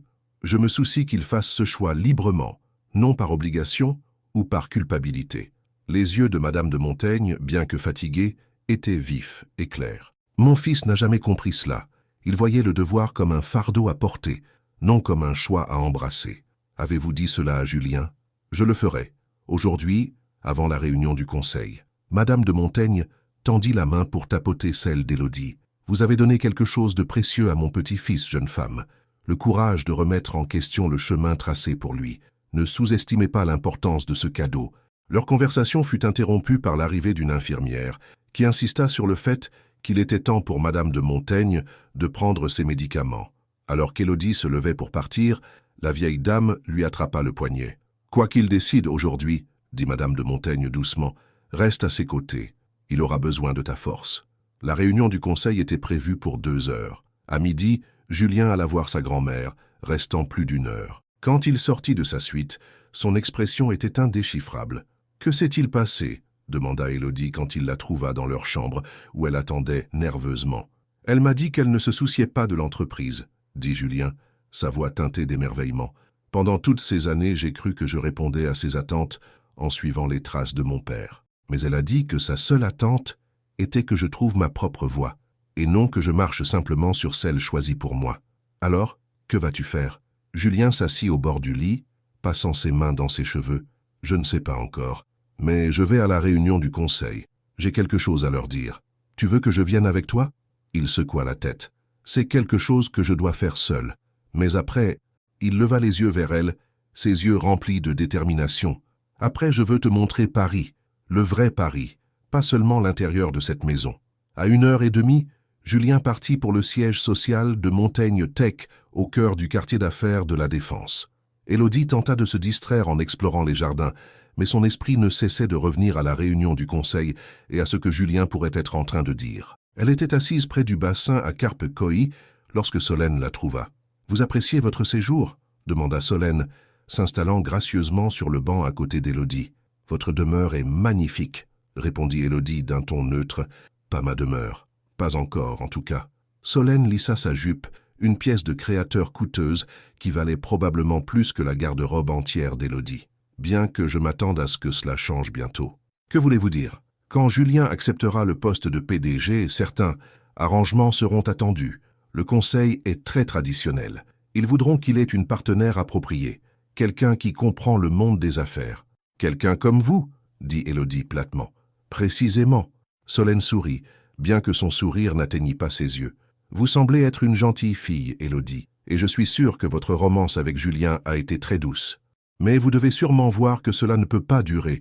Il appartient ici, à Paris, à la tête de l'entreprise familiale, et vous appartenez, eh bien, d'où que vous veniez. » Élodie sentit sa colère monter, mais garda sa voix calme. « Je pense que Julien est capable de décider où il appartient et avec qui. »« Vraiment ?» répliqua Solène. « Ou ne fait-il que se rebeller contre le contrôle de son père, jouant à l'indépendance pendant qu'il cherche ce qu'il veut vraiment ?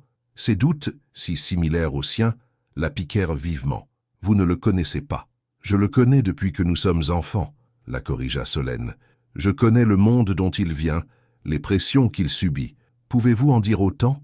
Avant qu'Élodie ne puisse répondre, un membre du personnel s'approcha, s'inclinant poliment. « Mademoiselle Leclerc, il y a un appel pour vous de la part de l'Amérique. » Reconnaissante de l'interruption, Élodie s'excusa et suivit le membre du personnel jusqu'à un bureau où un téléphone était décroché. « Allô? Ma puce, c'est Mamie. » La voix de sa grand-mère était un réconfort bienvenu. « Mamie, tout va bien? Tout va bien. Je prends juste des nouvelles de ma petite fille en terre étrangère. Comment ça se passe ?» Élodie s'enfonça dans un fauteuil, soudain submergée par le mal du pays. « C'est compliqué. La grand-mère de Julien est en train de mourir. Son père veut qu'il reprenne l'entreprise. Et son ex-fiancé est ici, me faisant clairement comprendre qu'elle pense que je n'ai pas ma place dans son monde. « Et qu'en penses-tu » demanda Mamie calmement. « Je ne sais plus, » admit Élodie. « Je l'aime, Mamie. Mais le voir ici, dans son élément, je me demande si je ne fais que retarder l'inévitable. » « L'inévitable quoi ? Qu'il réalise que nos mondes sont trop différents, que je ne pourrai jamais être le genre de partenaire dont il a besoin dans cette vie. » Mamie resta silencieuse un instant. « Laisse-moi te dire quelque chose sur l'amour, ma puce. Le véritable amour ne te demande pas de te rétrécir pour t'adapter au monde de quelqu'un d'autre. Il crée un nouveau monde assez grand pour vous deux. Mais si ce n'est pas possible, si certaines différences sont trop grandes pour être comblées, alors tu sauras que tu as essayé, » dit simplement Mamie. « Mais ne lâche surtout pas sans te battre pour ce que tu veux. Ce n'est pas comme ça que je t'ai élevé. » Élodie sourit malgré ses larmes. « Tu me manques, Mamie. Tu me manques aussi. Maintenant, va trouver ce jeune homme et rappelle-lui pourquoi il est tombé amoureux de toi en premier lieu. » Après avoir raccroché, Élodie s'essuya les yeux et prit une profonde inspiration. Mamie avait raison. Elle n'était pas venue de si loin pour abandonner au premier signe de problème. Elle alla dans sa chambre et se changea pour la plus belle tenue qu'elle avait apportée. Une robe bleue simple mais élégante, dont Julien avait un jour dit qu'elle faisait ressortir les reflets dorés de ses yeux. Elle allait le retrouver après la réunion du conseil, et elle voulait être à son meilleur, non pas pour sa famille ou les dirigeants de l'entreprise, mais pour elle-même. Alors qu'elle mettait les dernières touches à son maquillage, on frappa à la porte. Quand elle ouvrit, elle trouva Madame Dubois, la gouvernante, l'air troublé. « Mademoiselle Leclerc, le jeune maître est rentré. Il vous demande de le rejoindre dans le jardin sans attendre. »« Tout va bien ?» demanda Élodie, inquiète de l'expression de la femme. « Il y a eu un désaccord à la réunion. Très houleux, d'après ce qu'a dit le chauffeur. » Madame Dubois se tordit les mains avec anxiété. « Veuillez le rejoindre. Je ne l'ai pas vu aussi bouleversé depuis la mort de sa mère. » Élodie se précipita vers le jardin, le cœur battant. Elle trouva Julien près du bassin à carpe coï, sa cravate défaite, son expression orageuse. « Julien, que s'est-il passé ?» Il se tourna au son de sa voix, son visage s'adoucissant légèrement. « Je leur ai dit non. » « Non à quoi ? À tout. Le poste de PDG, le plan de succession, tout ça. » Il passa une main dans ses cheveux, les ébouriffant d'une manière qui rappela à Élodie la nuit de leur première rencontre. « Je leur ai dit que je n'étais pas prêt à m'engager à diriger l'entreprise à plein temps, que je voulais d'abord établir les branches du Centre culturel français aux États-Unis, que j'avais besoin de temps pour déterminer quel genre de leader je voulais être. Comment l'ont-ils pris? Environ aussi bien que tu pouvais t'y attendre. Mon père m'a accusé de trahir l'héritage familial. Le père de Solène a menacé de vendre ses parts. Les autres membres du conseil sont restés là sous le choc. » Julien rit sans humour. « Je crois qu'ils ont été plus surpris que j'ai des opinions que parce que ces opinions étaient réellement. »« Et que se passe-t-il maintenant ?» demanda Élodie doucement. « Maintenant, nous attendons. Ils sont en session d'urgence, essayant de décider quoi faire. Mon père fait pression pour qu'il le nomme PDG par intérim pendant que je revienne à la raison. » Julien lui prit les mains. « Mais rien de tout cela n'a d'importance pour l'instant. Ce qui compte, c'est nous. » « Nous ?» Élodie, ces derniers jours m'ont montré exactement ce que je veux et ce que je ne veux pas. Je ne veux pas être mon père, faisant passer les affaires avant les gens. Je ne veux pas prendre de décision par obligation plutôt que par conviction. Ses yeux étaient intenses alors qu'il retenait les siens. Et je ne veux pas te perdre. Tu ne vas pas me perdre, l'assura Élodie. Mais je pourrais si je laissais mon père dicter les termes de ma vie. Il trouverait un moyen de nous séparer, de te faire pression, jusqu'à ce que tu abandonnes. « Je suis plus forte que ça, » dit Élodie repensant à sa conversation avec Mamie. « Je sais que tu l'es. Mais pourquoi se battre une bataille que nous n'avons pas besoin de mener ?» Julien prit une profonde inspiration. « J'ai dit au conseil que je reconsidérerais le poste de PDG à une condition, que je puisse partager mon temps entre Paris et Nice. 3 mois ici, 3 mois là-bas. Élodie le regarda, surprise. Peux-tu diriger une entreprise comme ça? Avec la bonne équipe en place, oui. La technologie permet de diriger de n'importe où, et cela signifierait que nous pourrions construire une vie dans les deux endroits. Tu pourrais terminer tes études à l'université Paris-Dauphine, puis peut-être enseigner à la Sorbonne Université. Je pourrais développer les centres culturels et progressivement assumer plus de responsabilités chez Montaigne Tech.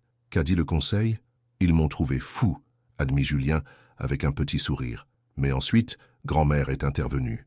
Elle a demandé à l'une des infirmières d'apporter un téléphone dans sa chambre pour qu'elle puisse se joindre à la réunion à distance. Et elle a soutenu ma proposition. Elle a dit qu'il était temps que Montaigne Tech devienne une entreprise véritablement mondiale, avec une direction qui comprenne les perspectives orientales et occidentales. Elle a fait ça pour toi? Pour nous, la corrigea Julien. Elle m'a dit plus tard qu'elle voyait en toi la même force qu'elle voyait chez ma mère. Quelqu'un qui ne laisserait pas la machine de la famille de Montaigne écraser son esprit. Élodie sentit les larmes monter dans ses yeux. Alors, que se passe-t-il maintenant? Maintenant, nous attendons la décision du conseil. Mais quoi qu'il décide, j'ai pris la mienne. Julien la serra contre lui. Je nous choisis, Élodie. Notre avenir ensemble. Tout le reste est négociable. Alors que le soleil se couchait sur le jardin, projetant de longues ombres sur le paysage soigneusement entretenu, Élodie sentit quelque chose s'installer en elle, une certitude qui lui avait manqué depuis leur arrivée à Paris. Quels que soient les défis à venir, ils les affronteraient ensemble, à leurs propres conditions. 3 jours plus tard, la famille de Montaigne se réunit dans la suite de Madame de Montaigne. La vieille dame avait demandé à voir tout le monde ensemble, Julien, Élodie, Antoine et même Solène, dont le père avait finalement décidé de ne pas vendre ses parts après une conversation privée avec Madame de Montaigne. « Il ne me reste plus beaucoup de temps », commença Madame de Montaigne, sa voix plus faible qu'elle ne l'avait été lors de la première visite d'Élodie, mais ses yeux toujours vifs. « Alors, je serai directe. Cette famille a été trop longtemps régie par le devoir et l'obligation. Cela nous a coûté cher, l'amour, le bonheur, les liens. » Son regard se posa sur son fils. « Antoine, tu as perdu l'amour de ta vie parce que tu ne pouvais pas voir au-delà de l'entreprise. Ne laisse pas ton fils faire la même erreur. » Antoine baissa les yeux, incapable de croiser le regard de sa mère. L'entreprise avait besoin de moi. L'entreprise aurait survécu sans toi quelques heures par jour, dit fermement Madame de Montaigne. Ta femme avait plus besoin de toi, mais tu n'étais pas là. Elle se tourna vers Julien. Le conseil a accepté ta proposition avec des conditions. Tu devras faire tes preuves, leur montrer que ta vision de l'entreprise est solide. Ce ne sera pas facile. Je sais, reconnut Julien, mais je suis prêt pour le défi. Bien. Le regard de Madame de Montaigne se porta sur Solène. « Jeune femme, vous avez de l'ambition et de l'intelligence, mais on vous a appris à voir le mariage comme une transaction commerciale. Il y a plus dans la vie que les fusions et acquisitions. » Solène eut l'air surprise d'être interpellée si directement. « Madame de Montaigne, votre père a accepté de vous nommer au conseil en tant que sa représentante, » poursuivit Madame de Montaigne. « Il est temps que les femmes aient plus leur mot à dire sur la façon dont cette entreprise est dirigée. Faites vos preuves par vos propres mérites, pas par qui vous épousez. » Enfin, Madame de Montaigne se tourna vers Élodie. « Viens ici, mon enfant. » Élodie s'approcha du lit, s'agenouillant à côté pour être au niveau des yeux de la vieille femme. « Tu me rappelles moi quand j'étais jeune, » dit doucement Madame de Montaigne. « Avant que je ne laisse cette famille m'apprivoiser, ne fais pas cette erreur, garde ton feu. »« Je le ferai, promit Élodie. » Madame de Montaigne tendit la main vers une petite boîte sur sa table de chevet. C'était celle de ma mère, et de sa mère avant elle. Maintenant, elle est à toi. Elle pressa la boîte dans les mains d'Élodie. À l'intérieur se trouvait un magnifique pendentif en jade sur une délicate chaîne en or. « Je ne peux pas accepter ça, » protesta Élodie. « Ça devrait rester dans votre famille. »« Tu es de la famille maintenant, » dit simplement Madame de Montaigne, « ou tu le seras quand mon petit-fils aura enfin donné suite à cette proposition. » Julien sourit. « Nous y travaillons, grand-mère. »« Travaillez plus vite, » conseilla Madame de Montaigne. « J'aimerais voir au moins un mariage avant de partir. » Un mois plus tard, l'amphithéâtre de la Sorbonne Université était bondé pour l'annonce du nouveau programme de bourses internationales cofinancé par la Fondation de Montaigne et le Centre culturel français. Julien se tenait au podium, parlant avec assurance en français et en anglais de l'importance des échanges et de la compréhension culturelle. « La langue est plus que des mots, » dit-il, ses yeux trouvant Élodie au premier rang. « C'est un pont entre les mondes, entre les cœurs. Ma propre vie a été transformée par quelqu'un qui a pris le temps d'apprendre non seulement ma langue, mais ma culture, ma perspective. Au cours du mois écoulé, beaucoup de choses avaient changé. Le Conseil avait officiellement approuvé la nomination de Julien au poste de PDG, avec l'arrangement inhabituel de partager son temps entre Paris et Nice. Antoine avait progressivement accepté la vision de son fils pour l'avenir de l'entreprise, bien qu'il retombât occasionnellement dans d'anciens schémas de critique et de contrôle. Solène avait surpris tout le monde en se jetant à corps perdu dans son nouveau rôle au Conseil, apportant de nouvelles idées et une perspective qui manquait dans la salle de réunion dominée par les hommes.